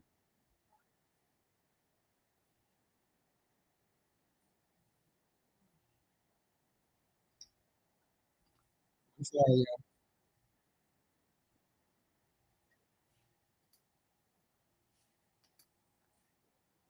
Dallas Logistics 36. No kids, never married. What's your zodiac sign? Virgo, the best sign. All right, let's get to it. Devonna Dallas Logistics 36. No kids, never married. What kind of man you looking for? I guess just somebody that is a good communicator. I guess like young around my age, but old fashioned, because I still want to like have conversations on the phone. I'm not really into. You got smoke? You want to come on the panel and give me some smoke? I'm good. I'm stepping in. I'm stepping all the way into my femininity. I'm stepping all the way into my femininity. Come up and give me some smoke. To like texting back and forth for somebody that's not really intentional. So right. I want somebody that really get to know me because I really want to know them. So because she really wants to get to know them. Okay. Okay. What are you? No, she got too many deal breakers. Deal breakers. I guess somebody that doesn't know how to communicate. So inconsistent, especially when it comes to communication.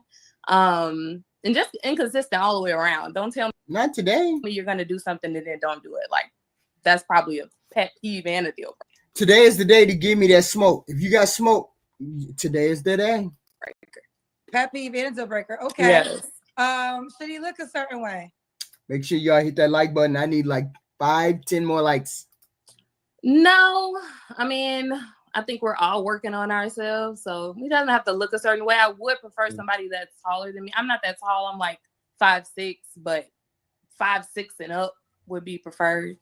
5'6" and up would be preferred. Okay. Should he make a certain amount of money? He don't have to make a certain amount of money, but like at least be able to take care of yourself. So I think that's starting at like 50K or something like that. Okay. And work. Nope, I don't care. I want 100K. You better make 75K, 75 to 100K. Don't come talk to me unless you making 75 to 100K, because I ain't paying none of your bills. You paying all your bills, and you ain't asking me for $50. I had one man ask me for $50. Like, what the fuck? Don't ask me for nothing ever again. Now get your ass the hell away from my house. Work your way up. I'm trying to work my way up. So okay, I know that's right. Yeah. What's the age range you want to date? I would say like 32 to like 45. 32 to 45. Okay. Yeah. Let's do the Kendra Cam. Oh yeah. I'll be forgetting about this part. Okay. Why you forget about that part? Oh, looks like you in. Okay, we see you, buddy. I got no booty. Sorry. What'd you say about your butt? I don't got no booty, y'all. None. It's just a little pinch back there. That's it. It's Devonna? Devonna, yes. Devonna, do you want kids? Yes, I do. Mm-hmm. Okay. Would you date a guy that has kids already? Yes. If he wants more kids, Oh, I got a question when she get done with her thing. I got a question for the men. I would say like even in the next year or two. I was thinking about this the other day. I mean, I'm getting up there, so I don't want necessarily to wait super long. Right. But yeah, I do. I don't mind somebody having kids as long as they want more kids because I want at least one. You want at least one? Okay, yeah. Fair enough. She wants at least one. All right. When was your last relationship?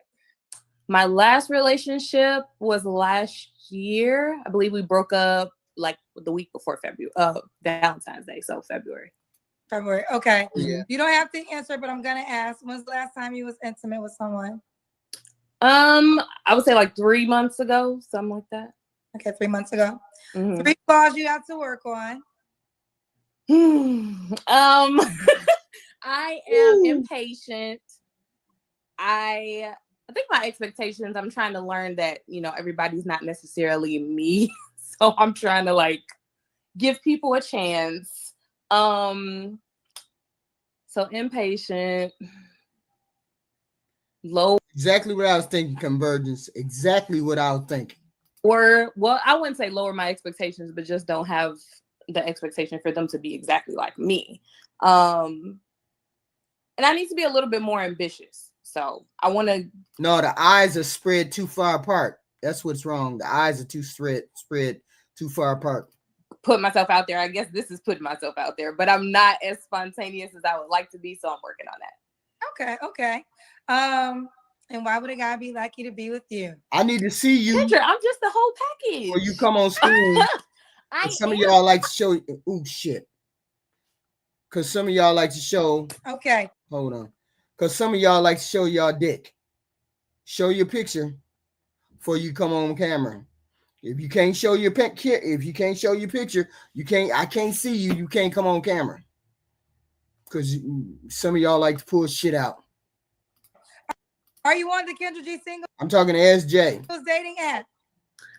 I think I deleted your app. That's the only way the guy can reach out to you. So She's not bad. She's not bad. She seems to be a decent enough folk. Normal every day. They ain't too off. Sometimes you're gonna find some not weirdos and shit like that on Kendra G. The eyes are spread too far apart because they like right here, right?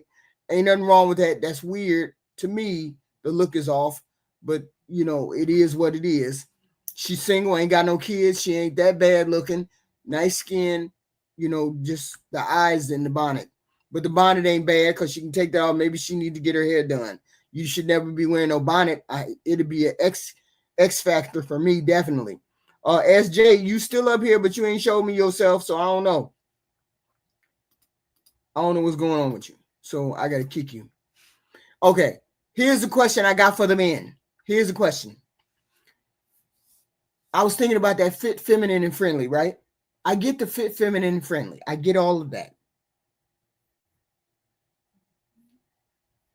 What do you mean by friendly? I couldn't hear you at all, Steven. I couldn't hear you at all. Come up again. You said you got smoke. Come on.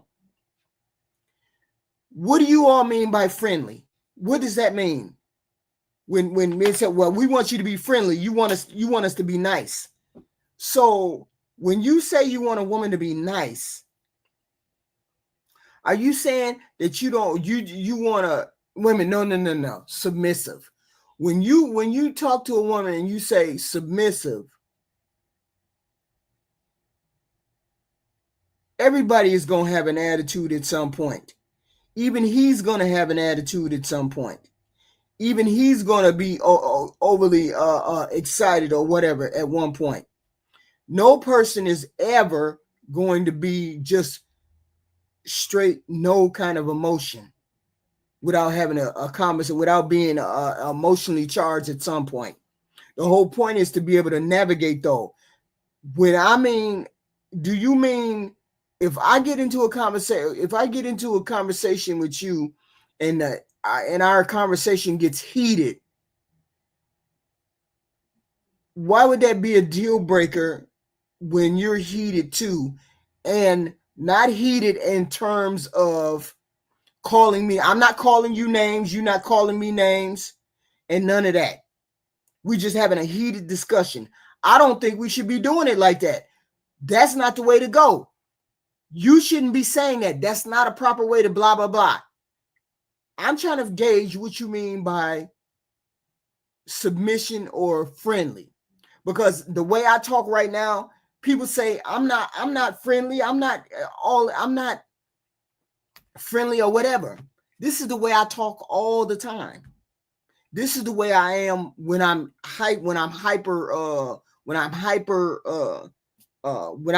emotional. This is the way I am when I'm emotional. When you normally see me, I'm not really emotional, but this is the way I am when I'm emotional.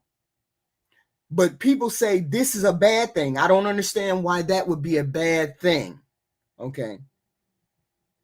And then I wonder when men say she got to be friendly, what do you mean friendly? That I can't disagree with you? We can't have a conversation where I disagree with the direction that you want to go, and then you get upset because I question your direction? Yeah, we are going through a mating and a dating crisis. Okay. You know, we are going through that mating and dating crisis. No, the initial video that I had was with LApeef, because Darwin said women lose 80% of their value after they sleep with a man. So you're telling me I have no value beyond I have no value, and most men have been saying that same thing. You don't have any value. Your snatch is your value, your virginity. You already know I'm not coming to the table as a virgin. You already know I'm not coming to the table as a virgin. You already know I'm not going to come on go on a date with you and then tell you how many people I've slept with. Okay. No, it's okay. It's okay. So I'm saying this is what he came on. He was on that panel and he said, and I said, how you gonna tell all the women that they don't have no value besides they snatch? Are you trying to make the women run away from you? Are you trying to make the women not have a relationship with you? Because if you tell me that that's all I can see, look, listen to this self-fulfilling prophecy. If men have been saying this for a long time, all we care about is the sex. All we care about more, but we care about the sex most of the time. So you don't mean jack shit to us unless we having sex with you. So if you tell a woman that she is reduced to not having any value, because I don't give a damn about your job, I don't give a damn about you, I don't give a damn about, I'm not arguing with myself. I understand my positions. I would be arguing with myself if I didn't believe in my position. I believe in all the positions I got. But men have been telling women your value is, you lose value when you have sex. Your job don't mean nothing. Your thoughts don't mean nothing. You got to be fit, feminine, friendly, and all of this stuff. When you continue to tell a person that they don't have any value except sexually, and you don't have any value except to cook, clean, and do all of that, well, how do you expect her to respond? These young girls out here hear the men saying, I don't give a damn about you except having sex with you. Okay, so that's all you want to do is have sex with me? Then I'm going to make you pay for it. This is where we are in our relationships. The Black community is with our relationships. You tell her she don't mean nothing because her job, her education, her value, none of that means jack. Her value is in her snatch. So if her value is in her snatch, then you're going to pay for that value. So how do we get, so I'm saying we are married at a 30% clip. Men and women average, black men and women average 30% clip. So if we're married at a 30% clip and the other dominant society, the other the Chinese, Asian, Indian, all of them are married at a much higher rate than we are. And we're married at a 29%, 30% clip, then we're doing something wrong. Then men need to start valuing more than a woman's box in order to be fulfilled in this lifetime. And a woman needs to put more value into a man besides his money. But when you tell a woman that she's not worth anything, like Darwin did in that first video, because he said it, after she has sex, 80%, she ain't worth nothing, 80% is gone. When you tell a woman she's not worth anything after having sex one time or two times or whatever, you say her value is gone, then she and she's only worth that snatch. You tell her that that's all you value, then that's what she's going to pay you with. Okay. And the whole point is, Project Leroy, people qualify. That's why I show these women. Because if you look at her, and a lot of y'all would look at her and say, this woman right here, look at her and say, oh, she got on a bonnet, she ain't worthy of being married. That's the dumbest shit ever. You don't know what that woman is like. You don't know what her personality is like. You don't know anything about that woman. This is a one dimension of that woman. This one dimension. She don't qualify for you, Project Leroy. She qualifies for other men. And I'm saying to you, stop making her unqualified for other people when other people might find her qualified. Stop saying she's not qualified. She's not qualified for you, not that she's not qualified for anybody else. There's more than, and we have that bad habit in our community where we try to shame each other. Well, man, you can't deal with no fat woman. You can't deal with no fat woman, even though you like fat women.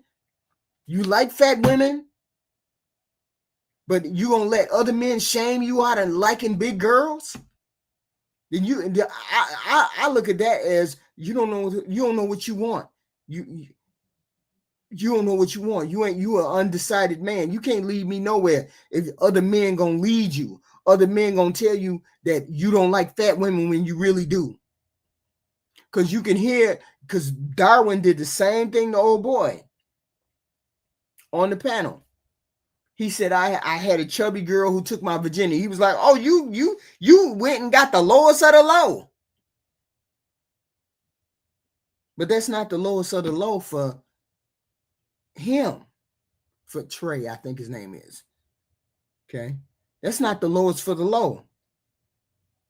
Okay. Who qualifies for Pookie? I don't know. I don't know. Does she qualify for Pookie?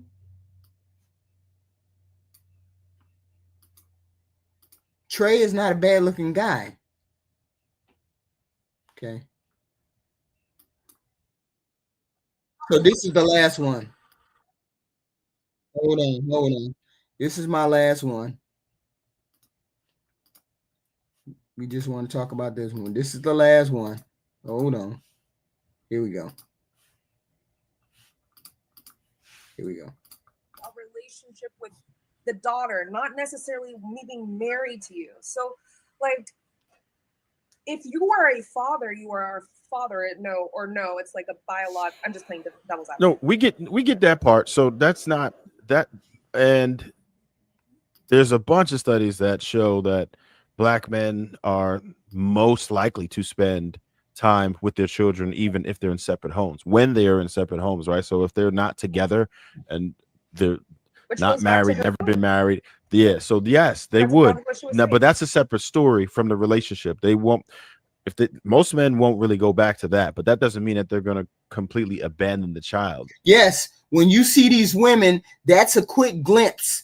That glimpse is to tell you whether she might be worthy of a coffee date. That's all we're asking, to see if they're worthy of a coffee date. She's worthy of a coffee date simply because she's single, she's fit enough, she seems friendly enough, she knows how to talk, she knows how to communicate, she's taking care of herself. All of these things. Her having a wig or weave is not a deal breaker. I'm saying I'm trying to get us past this gridlock where we look at people and say, oh shit, she got a weave on. She ain't worthy of being a wife. Who the fuck says that? Oh my God, she on Instagram in a bikini. She ain't worthy of being a wife. Who the fuck says that? I'm saying that's that dumb shit that keeps us single. Well, then stay single. You trying to put family together. I'm saying the dominant society is married at over a 50% clip. We're married at a 29-30% clip, and everybody else is higher than that. So apparently we're doing something wrong. So I'm saying you men and you women need to change your thought patterns. In the Black community, you need to change your thought patterns about how to find you a spouse, because it's not working. If you got a spouse and you've been married and you know all of that, then fine, great. Then it works for you. Your thought pattern works for you. But if you ain't never been married, you ain't never had no wife, you don't have no girlfriend, then don't talk to me about what you think is for you and what's not for you, because apparently it's not working for you. That's all I'm saying. Try something different. They'll still take part in a child's life and spend more time than every other race. For me, if a man finds out that his wife cheated on him, or that he married her thinking that she was pregnant with his child and that child is not his, I don't see anything wrong with, he was trying to do the right thing, with him saying, look, I was bamboozled. No, I'm out of here. I don't see a problem with that. Yeah, but me posing in bikini, in a bikini on Instagram is not an instant deal breaker. It shouldn't be an instant deal breaker. You don't know what kind of personality I got. I like you, I'm attracted to you, but you got a bikini on Instagram. Ain't no fucking way I'd say no. That don't even make sense to me. Him leaving is. Hopefully you got good results, Project Leroy. I just hope you got amazing results. Situation. That's just me. She put herself in that situation. She knew that wasn't that man's child. It is absolutely morally correct for that man to walk away. Right. When he say who broke the home, like I guess it ended up being a single parent household. Who broke the home? Man walking away, man abandoning in the household. Or women choosing wrong, meaning she might have chose a guy that was clearly showing red flags that he was incapable of being a father or a husband. Oh, the man walking away because I don't care if she saw what she wanted to see. He knew what he was and still committed. I don't care. So you saying the reason why the homes are broken is because the man walked away? In that specific question, yeah, yes. That's what we're talking about. Yeah. Yes. When you say he committed, what do you mean? Based on what his explanation of the question is like, if she's seeing beige flags when they're really red flags, but they end up together because he's like, whatever, just going with the flow. That's choosing wrong then. I'm not finished. Hold up now. What? Yes, it is choosing wrong, but how is she? And this is the thing, like when people are not transparent, going with the flow is not being transparent. Going with the flow is not saying, I'm not really a relationship type of guy. I'm not thinking about this long term. I don't really want something like this. We got to start being more intentional in this Black community. If we want to do better, we're going to have to be more intentional. I'm saying, you know what I'm saying. The old thought patterns are not working. I'm saying we're married at 29%. The old way of thinking is not working. So change the way you think. And telling a woman that you got a weave on and you ain't worthy of being a wife is goofy logic. they will accept what's handed to them. And the other person, if she's seeing beige flags, when he knows internally, this ain't for me, I'm gonna be out in a little bit. That's on him. So you're absolving the woman, and the man is being clear that he don't want to be a father. You're saying even though he don't want to be a father, it's still on him. See, you didn't tell me that part. Yeah, so when is this I don't want to be a father come into play? You didn't even say that, because I don't know that men are saying that before they have. And that's why I said y'all have to correct me. I'm thinking men walking away is, hey, look, this is not what I signed up for. I didn't even want a child. You know what I'm saying? Or I didn't even, I told you not to keep it, or, you know, any of that lingo. And then he walks away. So that becomes a broken home. Or the woman chose wrong, meaning she. No, it's not a matter of the woman chose wrong. It's the matter of the man and the woman did the wrong thing. Both of y'all walked into the bedroom and said, I don't care whether I get pregnant. You know why?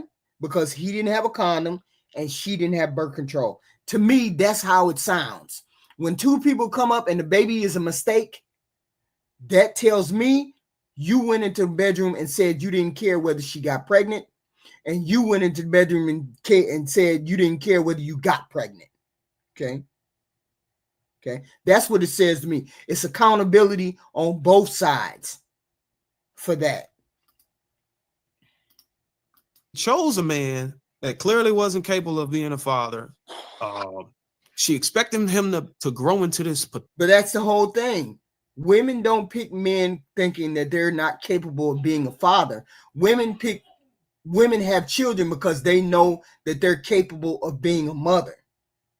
They normally, that's never crossing their mind whether that man can be a good father or not.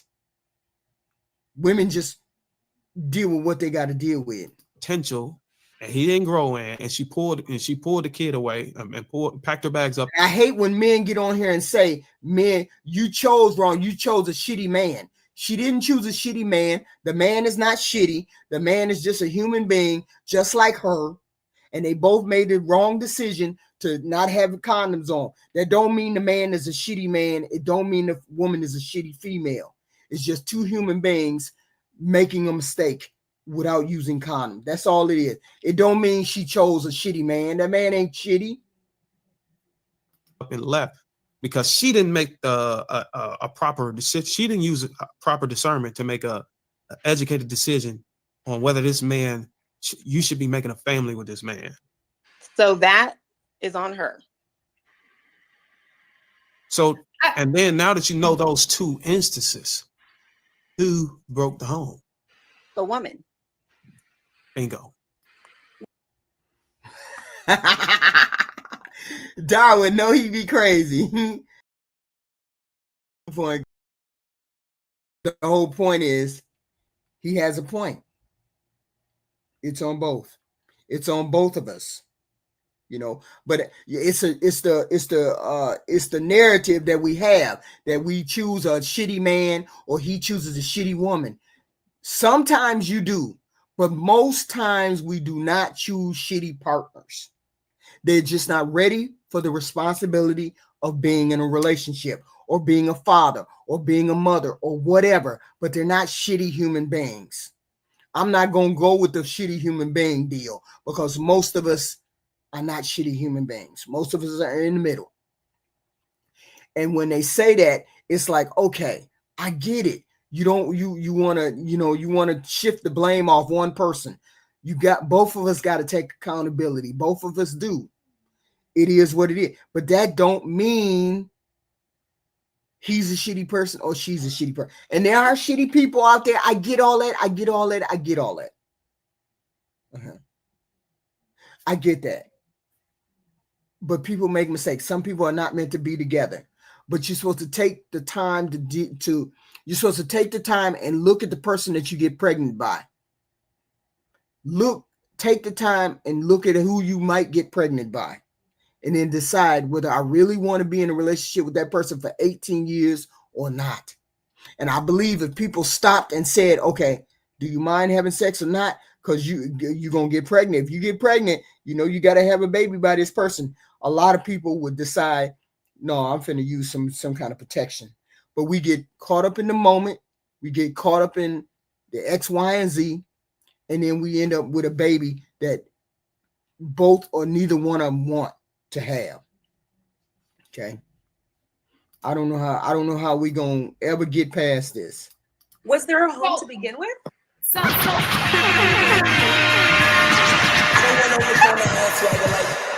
out to my sister. So question, Dor. So I think the issue is everything. All of these can be correct, right? Depending on the individual. It's not like one situation. But I will say this: I can pretty much guarantee that when people are having sex, they're not talking about no kids. They're not having sex that they're not going in having sex saying, "Oh, if you get pregnant, we're not having a kid." I think that conversation takes place after the girl is. It should be before anything happened. I should, and with the way STDs out here, the way all this is out here, we should immediately, from the beginning, I don't care whether we think we in a relationship or not. Everybody should be covering themselves. Everybody should be protecting themselves, even the man. And I get it. Men say, "Oh, it feels so good not to wear no condom. It feels so good not to do it." No, we're not doing it. We're not doing it. We're not out here doing it. Who keep giving me a thumbs down in my chat? This got to be Project Leroy. Every time I turn around, I get a thumbs down. One person. It's got to be the same damn person. Knocked up. I agree. And that's why I'm saying we need to move more intentionally and be very transparent first and foremost, because you don't want your entrance into fatherhood and motherhood to be with someone you absolutely can't stand and you're only here out of convenience. And that would stop me. That would stop me from getting pregnant by somebody that I do not want to be bothered with. I just want to have sex with you. I don't want to talk to you. I don't want to have no relationship with you. I don't want to do none of that. And that's the whole thing. Look at who you're having sex with. Don't just have sex with anybody. Y'all hit the like button coming in, please. Hit the like button or the dislike button. Apparently somebody love to hit my dislike button. One person, and it's got to be the same person. How the hell you in my chat and you give me a thumbs down? Really? That's how we doing it? Only because of Let me add something to that. A pressure on that child. There are women who believe that if you go in her raw, you love her in some type of way. She's like, "Oh, he don't use no, They think, that's they facts. do. No, that is facts. Listen, we're putting you up on what women think. You may not know this, but women think that means you taking. Yeah, but what kind of women think that? Only young women think that. Older women know better. We know better. At least I'm assuming we know better. Most of us are supposed to know better. Okay. Their relationship to another level because decided you trust them, you want to go in raw with them. They do. Oh my God. And the whole time you just wanted to feel something. So for the men who are fathers, is that true? Sexy red, oh Lord. True? If you stop wearing protection with your girl, is that because you Absolutely love her? not. No, that's that what just female means said. It could be a couple of How she asked that dumb question? How she just asked that when that Shanmona just said women think if you take the condom off that you love her or you care about her. And then the men said absolutely not. And then the girl turned around and then asked the same question. They already answered that. Of course they don't. This is something we should know. But men be giving out relationship dick in casual relationships. That's the problem. And relationship dick means wearing a condom. Okay. situations for that. It could be ED. It could be maybe you just, you want to feel raw. Maybe you don't like the condoms. You want to feel the wetness. It could be a lot of different situations. I'm telling you, this what the girls think. It is both. It is both of their responsibility. I think I said that. I always say that. I always say if you walk into a bedroom, regardless of him or her, if either one of y'all walk into a bedroom without any kind of protection, that means you want to get pregnant. That means you think about that. That means you want to get pregnant. Because everybody on this planet understand what sex is. Long as you understand what sex is, and you walk into a bedroom without a condom, you want to get pregnant. It ain't a matter of her telling you to wear one. It ain't a matter of her saying, no, I don't want you to wear one. I want you to come in me raw. I'd be like, I can't do it. I ain't finna do it. Because I don't want to have no baby by you. I don't want to have no baby by you and nobody else. I ain't doing it. I can't do it. I can't. That's what he's supposed to say. But what do most of them say? Most of them say, oh no, not a problem. So that tells me you want to get pregnant. So I'm saying, if you don't want to get pregnant as a man and you don't want to get pregnant as a female, both of y'all need to walk in there, and you shouldn't be depending on her. You shouldn't be depending on her it's your legacy as a man. That's your legacy. You just giving it to a hoe or whatever, or whoever, or whatever. You had no plans to marry her. You giving it to somebody that you don't have no plans of having no connection with. That's the way you got to look at it. Where's that music coming from? He ain't lying about the JR. So that's the discipline aspect. Despite how you feel, you consistently act in a manner that is in alignment with who you are or what you want. That's discipline. Mm-hmm. So then, you okay, Bohemian? I'm fine. I'm listening. I'm listening and digesting. A whole lot of listening and not enough talking. That's the problem. I just am trying to. I'm like, wow. There is so much nuance missing from the conversation. I did write one thing down because I was like, I cannot forget this. That whole freedom in relationships. I want us to start having a 21st century conversation when it comes to freedom in relationships, because this freedom started 30 years ago in the 90s. This freedom, before that, but for my generation, I saw it myself in the 90s. Men terrified to get married for whatever reason, making babies and walking away. That freedom that guys used to not have, you used to have to get married to that woman because you knocked her up. Guys chose that freedom a long time ago. These dynamics changed decades ago. It's just that now women are choosing to not put up with just anything just to have a man.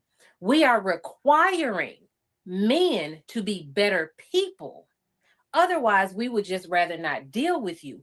That is the freedom that we are choosing. But birth rates have gone down.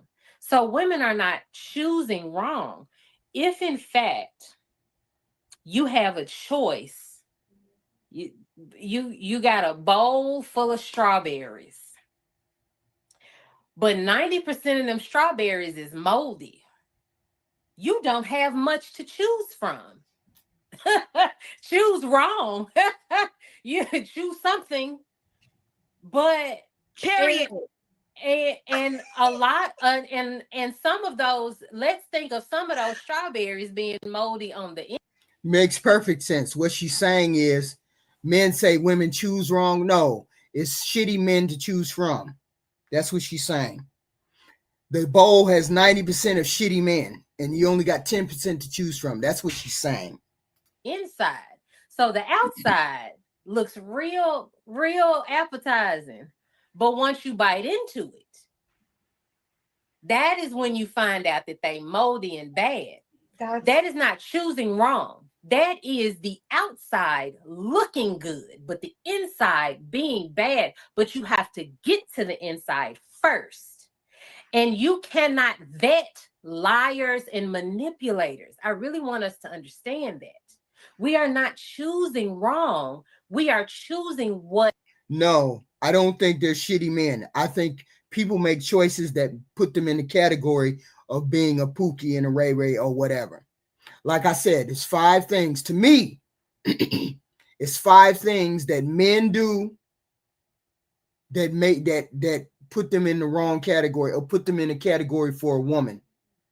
They cheat, don't want to work, disrespect her family, and put hands and feet on her. If you do any of those 5 things, that means you're not a good man. That's what she's saying. So if you fall in that, I'm saying you 1, 2 things. You do a combination of 1, 2, whatever. That's what she's talking about. But your representative is. It is only until you drop that mask that we like, oh, gotta go. And then that's where the freedom is. I can leave. Can leave once I find that out. But unfortunately, that mask stays up so long. That mask stays up for years at a time. And by that time, you could probably have 2 kids. We don't know. But I want us to stop having such surface level conversation. That's why I'm sitting over here like losing my mind, because I'm like, it's too complicated. It's too nuanced. We're not offering the true dynamics of the relationships of the 21st century. You all are still having conversations from relationships in the early 20th century, and it just doesn't apply now, and that's okay. Let me ask you this, Bohemian. It sounded like you suggested that 90% of men are unmarriageable. Is that she did? What you said? No. That was just an example. Well, she didn't say unmarriageable. She said, well, let her explain. I'm not. No. That's not a percentage example that I mean. I'm just saying. Yeah. On both sides, 100% is not vetting is not 100% on both sides. So when people say you pick shitty, no, that's not a matter of picking shitty. Not all of us pick shitty. Not all of us do. Men and women. We mostly in the middle. It's very rare that we pick shitty people. It's just things that they do may be shitty. No, we just said, because you said 90%. That's why I was. No. But a lot of people, I'm sure I'm not the only one who perceived it like that. So then, if that's the case, what percent of men do you think are unmarriageable then? I don't know. I say 20%, because 20% is at the bottom. And most people say 20% is at the bottom, 10% is at the top, and then in the middle is regular, ordinary guys. So I don't even deal with the 20% at the bottom, and I don't try to deal with the 10% at the top. I deal with the ones in the middle. Simple. Not my call to make.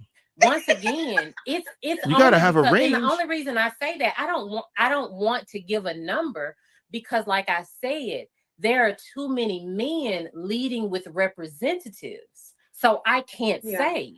It could be a lot, it could be a little, it could be most, it could be half. I don't know. It's too many representatives being presented for me to truly say. So I don't want to. So how about you give us anecdotal then, based on your experiences or the people around you that you know, what would you say, just from that small sample size of the men that you have access to? What would you say? We can't hold you to it, but I just want to know where you're coming from. Most men fall into that 70%, and most men are good men, that are marriageable in that 70%. Even in that 10%, there's marriageable men in the 10%. Even in 20%, but the 20% is a little bit more that you got to pick through. So I'm saying, but roughly 70, 80% of men are marriageable, just like 70 or 80% of the women are marriageable. That's because you mentioned 90%. Now you're kind of shying away from it. So, well, I was just giving a number. That wasn't me giving that to men. You notice she backing off of it. She said 90%. She backing off of it. Yeah, we really need to show people grace. We really do. You can't find y'all not. Stephen, Jane, you told me a woman in a damn bikini who poses in a damn bikini is a deal breaker for you. Which don't make no sense to me whatsoever, because you don't know nothing about her, except she got a bikini on. So if most men think like you, then y'all gonna stay single. You're gonna stay single. So that's all I'm saying. If you don't want to stay single, then you need to think different. Men need to think differently. That's all I'm saying. Because apparently it's not working. The way we thinking, black women are thinking, black men are thinking, it ain't working. Specifically, but so that's why I say that it's complicated, right? I've had a lot of men just lead with representatives, right? But I would have to say more than half of the men that I personally have dated are great men. We are just not meant for each other. Like personality wise, we might not get along. We're better friends than anything. It's just so many. Then it's maybe you, lady. Then maybe it's you. Maybe you're the issue. Different things. Our values may not be the same, but they're not a bad I think guy. you might have touched it right there with the values not being the same, right? And somebody made a reference to it earlier, like when we were talking about like the shotgun weddings. That's what they were referred to. We talked about it a few weeks ago. I think Sweeney might have brought it up, where if you knock somebody up, then you knew, you know what, I'm gonna go ahead and marry this person because people. I know it's her. It's her definitely. She got that vibe of you. It's my way or your. It's my way or the highway, and she's a boss chick. It's her all the way. Even though she might be a nice lady, she's still giving me off that vibe, and that's her. Understood the duty of it, right? They understood that there was a child involved and they would do it. And people didn't have a bunch of problems. They didn't complain about surface level things that were stupid, in my opinion. But now everyone has all these weird reasons in this, we have all these weird reasons not to date, not to go over there and talk to the woman, not to do what you got to do. We have all these weird reasons, and we married at a 30% clip. So something is wrong. Like hyper sense of self. Now, like me, this is what I need versus family versus evolution versus legacy. No one cares about that anymore. That's the main problem, is that everyone is now become a hyper individualist, right? And I think that women are now they have access to more things than they used to. Right. And yeah, more power to you. That's awesome. However, I don't think that women are doing the correct things with the power. Women are abusing the power. And women are abusing their power, and so are men. It's not just a female problem, it's a male problem. All of us have a problem. We're married at a small clip that men, and everybody else is beating us, which means we're all wrong, men and women. One thing that we know psychologically, women do abuse power more than men do. That's just the facts, right? It's even when it comes to physical harm and everything, women are more. That definitely is your projection. Don't get on here and say to women, what? More violent when they have an advantage than men are. Men. Jay mad at me. More so would protect. This is just, I mean, go ahead and dig it up. You ain't got to believe me. These are easily accessible. And men have a problem just like women. Don't get on this channel talking about men don't have a problem. Men have a problem just like women. I think I laid it out tonight, the problem that men have, and I laid out the problem that women have. We all have a problem, because otherwise we'd be married at a higher rate than the 29%, 30% that we are. And the other dominant society, other ethnicities wouldn't be married at higher clips than us, because apparently we have something going on. Yeah, yes, you do. I just gave you 5 reasons. I just gave you 5 of the reasons, fourth dimension. You like some of y'all like to put hands and feet on women. You like to cheat, can't keep your dick out of other women's hands. Disrespect her, disrespect the relationship. Don't want to work. Those are all fatal flaws. So men do have an issue. There is something going on with you men. It's not just women, it's you men too. Stop it. And I will bring them up later on if that's what y'all want, right? But I'm not talking out of my ass here. I'm going by things that are legit truths. So I'm saying we all have an issue. Oh, I don't know. I'm just joking. I'm just joking. He might be busy. That's not most men. I didn't say that. Just like it's not most women who are tramps or hoes. We all fall into the middle. We all do. But you cannot continue to say all women are hoes. You cannot continue to say just because she's a little overweight, she ain't what marriage worthy. Just because she wear weave, she ain't marriage worthy. Just because she does X, Y, and Z, that she ain't marriage worthy. If everybody keeps saying that, then nobody's going to get past that barrier. So therefore, we're not going to be successful as a race, as a group, as a whole. Yes, they exist in all other races. Yes, they do. And apparently, they know how to get married despite that, Stephen. They have the same issues as us, yet and still, they double our marriage rate. Please explain it. What can it be?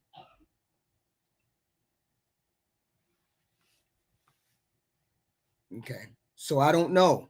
All I know, most men don't qualify.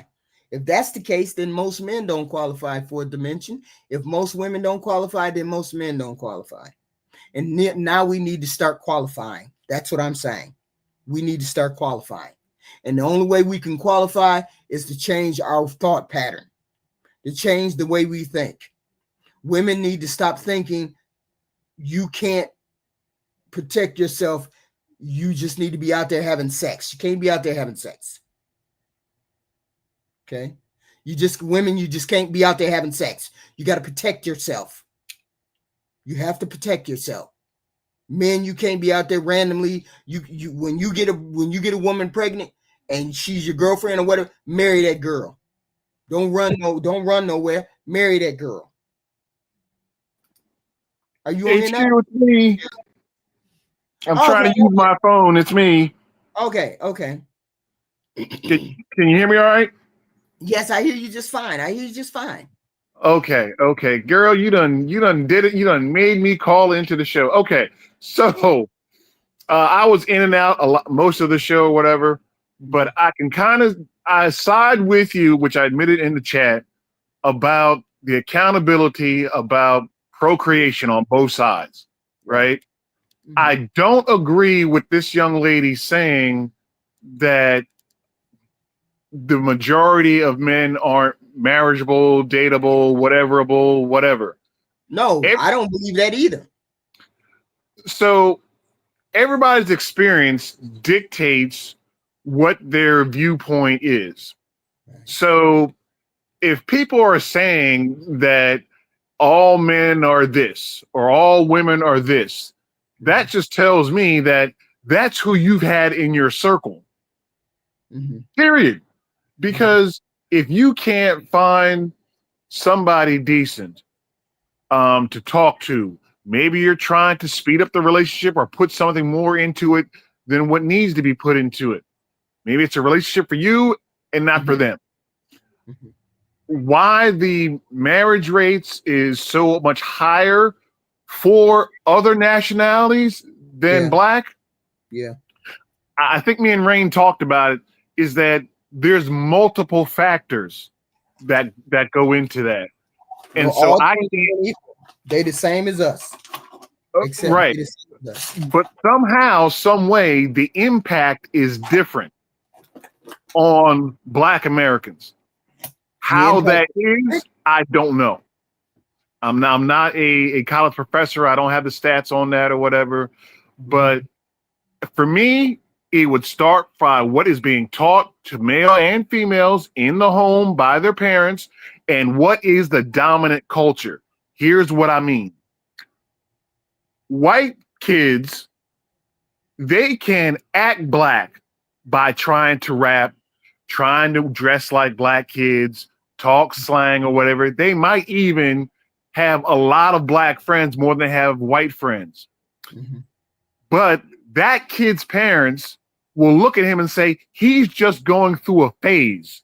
Mm-hmm. Black kids, they look at that same cultural icon and say, this is what I have to be. This is what it means to be Black, which means most of the time, your trill rappers, your corner boys, people on that level, they seem to outnumber regular Black people who go to college or even don't go to college. They graduate high school, they get good jobs. So why is it that men want to follow those examples instead of following the simplest examples? For a better word, lack of a better word. Okay, because again, it's culture. Look at how the culture is dictated to people who are younger, and even in my age. You know, being a drug dealer when I was growing up, that was the thing to do. I didn't. And I saw what happened to people who were in gangs and who sold drugs as I got older. Thankfully, I didn't have to do that. I didn't have to stand before a judge and the judge look at me and say, okay, well, you got two choices. Either we're going to send you to prison for 10 years or you're going to join the military. I didn't have that problem. Okay. So, but people like me, boys like me at the time, we weren't the cool ones projected in rap music, in movies and TV shows. Mm-hmm. Look at Boys in the Hood. Look at how Cuba Gooding's character was treated differently by the people in the culture and the neighborhood compared to Ice Cube's character. That still happens today. So other races, they don't have to. Why? Why do you think he was treated differently? Why? Because he was more trying to be educated. He was trying to be more put himself on a middle class level. He just wasn't about drinking every weekend, smoking weed, going around. Men want to follow that example? Why do men or boys want to follow that example now when they know where it leads to? Why did they continue to want to follow that path when they know that path doesn't get them anywhere? One, money so they can eat. Two, they get the girls. And three, again, look at the culture. If it is very rare that in order for two black men walking down the street, one is going to be dressed in just like a regular polo and a pair of khaki pants. The other one, he's going to be your standard nug-nug. Depending on which neighborhood you walk in, nug-nug is going to get far more respect and attention than the guy wearing the collared shirt and the khakis. That's the problem with the black community. Again, education is not respected as much as nug-nug in a lot of scenarios. Single motherhood is not as demonified in the black society as in other neighborhoods or other cultures. Right. Those two things right there is killing and has always killed the progression, in my opinion, which is backed up by, college professors and other people in media over the years. I was born in 73. I've seen all this. I've lived all this. That's why I said the young girl on this panel that was talking, she don't know what she's talking about. She might be 25, 30 at the max. She don't know a daggone thing. She don't know the history of it. And that's the other thing. People who know the history, who are older, have given up on trying to school the majority of black kids in mass. Right. If they can find someones that are willing to listen, they'll talk to them. They'll tell them about, hey man, you might not want to do this or whatever, or hey man, what you gonna do 5 years from now, whatever. When I was growing up, the phrase was, each one teach one. Right. Here's the problem. The ones that are willing to be taught are hard to find because the ones who aren't willing get all the attention. They get to do what they want. They seem like they don't have to follow rules, and they seems like they're living a better life. My parents raised me to be a thinker and have discipline. My parents were tough on me because they did not want me and my sister to be a nug-nug. They wanted us to be solid, me and my sister, solid, middle-class, black people that can go anywhere in the world and get respect. Right. Except for the one place where we wouldn't get respect off the bat is around nug-nug. Because I ain't shot nobody. I ain't got tattoos all over the place. I'm not smoking weed all over the place. I have plans for my future. And the most important thing, I was instilled at a very young age with value in who I was, representing my parents and representing my community. All that is gone. Right. Now, there's many reasons why it's gone, but it's gone. So I commend you. I really do, Polly Pureheart, in trying to say, okay, the black race is not producing good black people. We're not producing marriages. We're not producing non-bastard kids on a high level like other races. But the problem is, it's too late. You're not going to cross that bridge again. And the reason is because you have girls in elementary school raised by single mamas, whether they're African or FBA, who already they're in 4th grade, 5th grade. They got weave in their hair and got a sassy mouth and don't want to listen to nobody. So again, they're in 5th grade. I've seen them. I've talked to them. Right. I believe all of that. I believe everything you say is perfectly in line with what I think. I get that. But it's a 2-person problem. It's not just the women's problem. It's a 2-person problem. And I agree with you. Rain says you cannot normalize unwed pregnancies. You're right. You cannot normalize unwed pregnancies. But you also have to teach both Nug Nug and Bum Keisha that you can't walk into no bedroom without no repercussions. You just cannot walk in there without no repercussions. That is not a female problem. That is a man and a female's problem. For it to mention, no, we don't have no problem. Yes, you do. Men are getting women pregnant because you want to have children. You're getting women pregnant without marrying them. I think as a male, here's where I disagree with you. It has always been women want love, or girls want love. Let me rephrase that. Girls want love. Boys want to have sex. It's been that way since the dawn of time. Right? Stop right there. Stop right there, because you're taking the accountability. Hold on. See, now, when you walk into the bedroom, when you walk into that bedroom without a condom on, you want to get pregnant.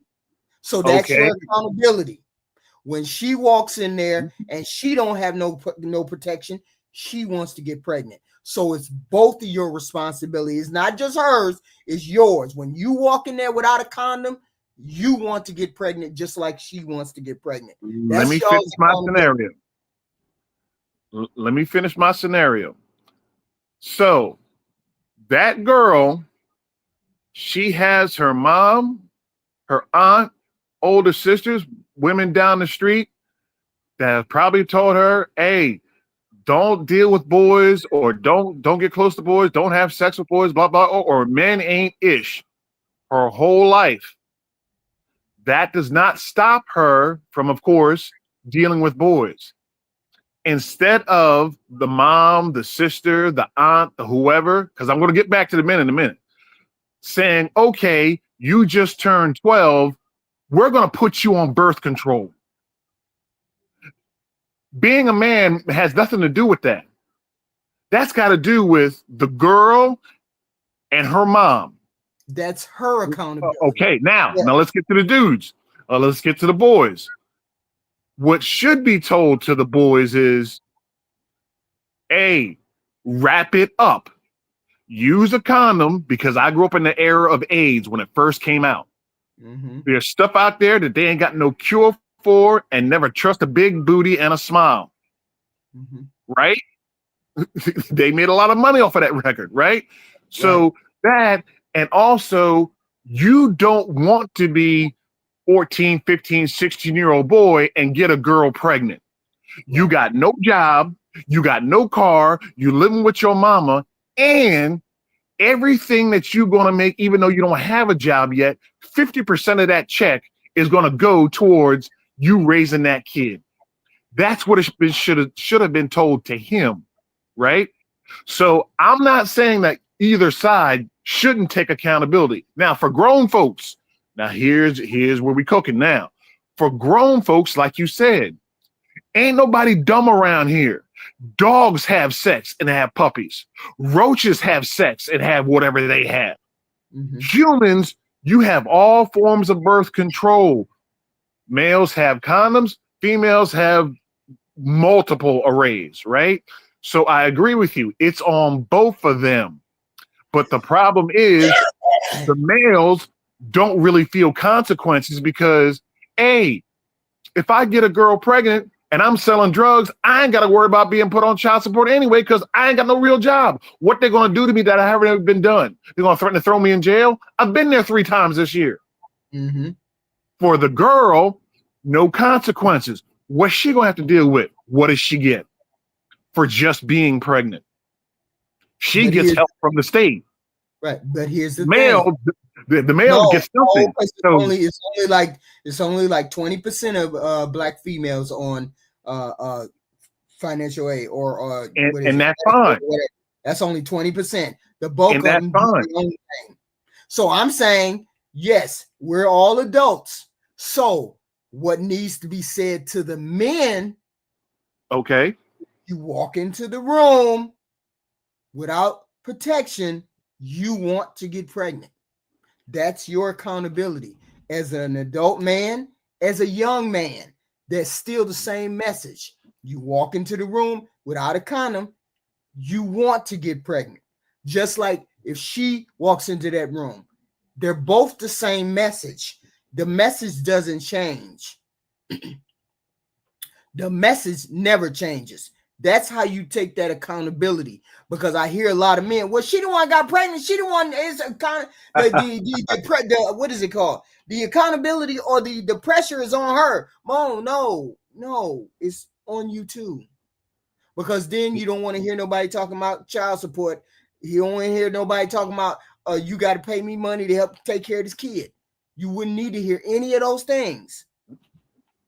If you took accountability from the beginning. I'm saying both set of people are wrong in this situation. But the society went to hell in a handbasket because both of y'all didn't take accountability, male and female.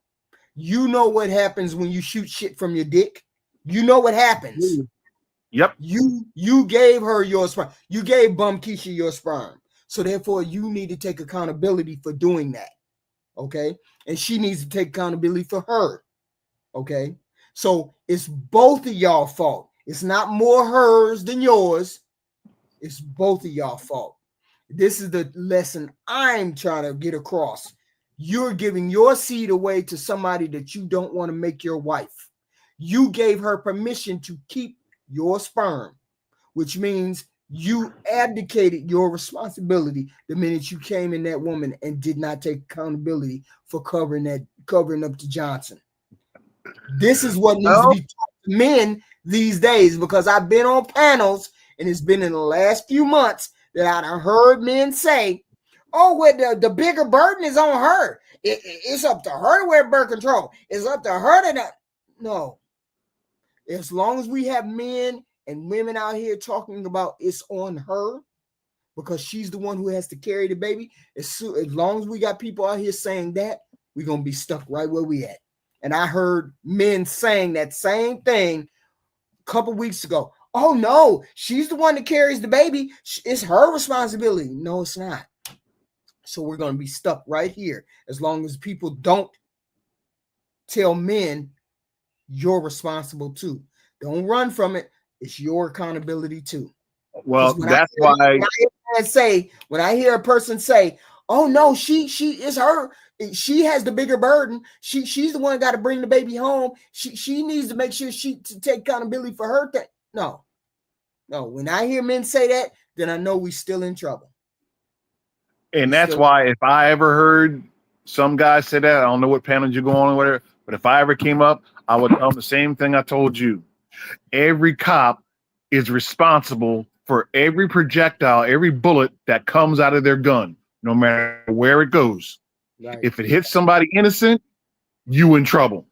Right. If it hits a perpetrator, you better hope you get your paperwork right and your cameras are working so you are on the up and up. Right. So I agree with you. But I also can see how some ill-intended men will say, oh, well, it's more of the girl's fault because she's got pregnant. We have to break that cycle because women are going to continue to get pregnant if a man does not be pulled up short from saying that. He has to be pulled up short from saying, "Oh no, it's her responsibility." He has to be pulled up from that, and it's too many. But wait a minute. But going back to my mother and daughter analogy, it doesn't. From the start, it shouldn't matter what the man says because he comes in after the fact. No. I'm not saying that he's not. I'm not saying. Hold on. I'm not saying that he is not 50% responsible for that procreation. But even before he walks into the room, she could be on birth control, and he's got no say about it. He's got no input. He's got nothing. Now you saying she needs So to do it. I agree. It's not a matter of her doing it first. It's a matter of Bro, you a mess, man. You a mess. it's both of them doing it at the same time. When you start having sex, when you start having sex, you need to have a condom. When you start having sex, not follow behind her. Hold on. Not follow behind her. Wait a minute, you keep going in. Okay, wait a minute. Oh, am I? Dang it, man. Yeah, because you saying every other 3 words or something. I'm saying it needs to be taught to young men from day one. You have sex, you wear a condom. And I agree with that. But before that young man with a condom comes into... Oh, it's not a matter of before. It's a matter of... Wait. Hold on. Before he comes up the stairs with his condom in his pocket, the girl is sitting in the bedroom. This is why she should already have the phone. This is she should already have a condom. She should already be on the pill. That's what I'm saying. If you're going to give both of them 50% of the responsibility before you get there. I'm not listening to what you're saying. You're still giving the woman the responsibility of putting a condom on your dick. She's not responsible for putting a condom on your dick. She shouldn't have condoms in the room. She shouldn't have condoms in the room. Wait a minute. Let me ask you this. Let me ask you this, HQ. No, hold on, because you're not getting what I'm saying to you. I am getting what you're saying. You're giving her totally getting responsibility for you. She don't need to have no condoms. You need to have condoms in your pocket before you. And I said that in the very beginning. He's walking up the stairs with a condom in his pocket. Why are you saying when he walk up the stairs she should have condom? She shouldn't have no condom. She should have her birth control. She should have her birth control. You should have your condoms. All right, so let me ask you this. You're making her responsible for you to have a condom. Hold on. Let me ask you this. Okay, so imagine that you're 17 years old again, right? And somebody says, "What's your favorite kind of car?" And you say, "My favorite kind of car is a Lamborghini." Okay, the person who's asking you this, you don't know that this person is rich. And so he takes you to a car dealership and with your parent gives you the Lamborghini. It's your car. Here's the keys. It's in your name. The insurance is under you. It's your car. Nobody can tell you what to do with your car. The first time you go out driving it, you're at a stoplight and you see one of these guys at the stoplight holding a sign that says, "Will work for food," or "Please help." You can tell at 17 that this person ain't faking. It looks like they ain't washed their clothes in a month. They all scraggly, bugs are coming out of their hair, and they stink even before they get to your window. Let me ask you something, HQ. 17-year-old HQ, in your Lamborghini, the color that you like it, are you going to give that person a ride? Yes or no? That's all I want you to say. Yes or no? No, I wouldn't. But okay. So everybody would say, no, I wouldn't. Why? Because you value that Lamborghini. You value what somebody gave to you, and you want to enjoy it. So how is it? So tie it into what you're saying. Why is it that you're making it my job? The same way that person gave you that Lamborghini and that homeless person you won't let in your car, is the same way that you decide if that boy is coming up the steps, if he's going to use birth control or not. You already know that it is your car. No one's getting in your car unless you let them. You dictate the rules of your car. Why don't girls value and women value what's between their legs more than they value their dream car? Why? And be selective about who you let in your car and between your legs. That's all I'm saying. This is why we have our problem right here. Because you think like those men. You all honestly think that because she is a woman who has the sex, has the box, that it's her responsibility not to get pregnant. You all think it's that. Her car. That's why. It's her car. She lets in her car who she wants to let in. That's fine. Yes or no? That's fine. Okay, then. We're not gonna change y'all mind. It is what it is. No, I'm not. You don't have to change my mind. I agree with you. Both of them 50%. My responsibility is to take birth control. Your responsibility is to have a condom. I'm not supposed to have also birth control. Hold on. You didn't listen to what I said. I'm not supposed to have a condom. That's your responsibility. Okay, then have the phone. Hold on. You have the pill. You didn't let it sink in. If I got a condom and I'm taking birth control and you walk up the stairs and you don't have a condom, you're giving me the responsibility of having the child. You're abdicating your responsibility. And I don't disagree with you. Okay. What I am saying, wait a minute, hold on. So therefore, I don't need a condom because I'm taking my responsibility. You take yours. No, your responsibility doesn't start or stop at just what he does. Your responsibility as a female is to protect yourself, protect your Lamborghini, protect who you let in your car. And I have responsibility of that. I'm taking birth control. Where's There your you go. Before where's your responsibility? Where's your responsibility? Like you said, his responsibility is the condom because men have no other form of birth control besides condom. Right, we agree. So therefore, it's equally our faults, yours and mine. That's what I was saying. But so before he walks up the stairs, she needs to have X, Y, and Z. She don't need because that's her 50% of accountability. Her 50% of accountability starts from her using birth control. I don't need a condom. You need a condom. You don't. I don't need a condom. We got that. I don't need a condom. We got that. You need a condom. But you need the bill. You keep saying you need to have a condom. No, I don't need a condom. You need a condom. I got birth control. You need a condom. You need a condom. I got birth control. You need a condom. Oh, yes. Let's make it mandatory state law that before anybody has sex, there has to be 2 forms of birth control involved in every encounter for every person in the country. I wish I could do it with a snap of my fingers, but I can't. But that's where I agree with you. I'm just saying, don't bitch about child support and all that if you didn't wrap yourself up and do all that good stuff. I agree with you. You're responsible for your projectiles. Yes, I am a man. You're responsible. No, you can be raised. Women been raising kids on their own for the longest reign. What difference does it make? They've decided that they don't need men. What do you mean? What she They're said? living without men. They're living without men. We're trying to get people together. That's all I'm saying. We're trying to get people together. We're trying to get the old way of thinking out of the way so new stuff comes in and we make a difference, because we have been going this wrong way for the longest.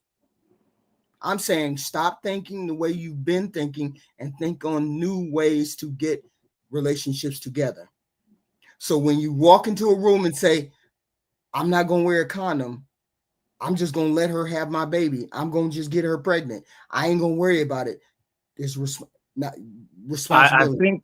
I think a serious way to start getting people to change their way of thinking, it's got to start in middle school, and it's got to start with responsible people of all ages. Have that 17-year-old girl who got pregnant at 15. Have her come in there and tell the kids her story and what she's going through. Now, I will admit, okay, I got somebody in my family. She got pregnant at 17, had the baby at 18, right?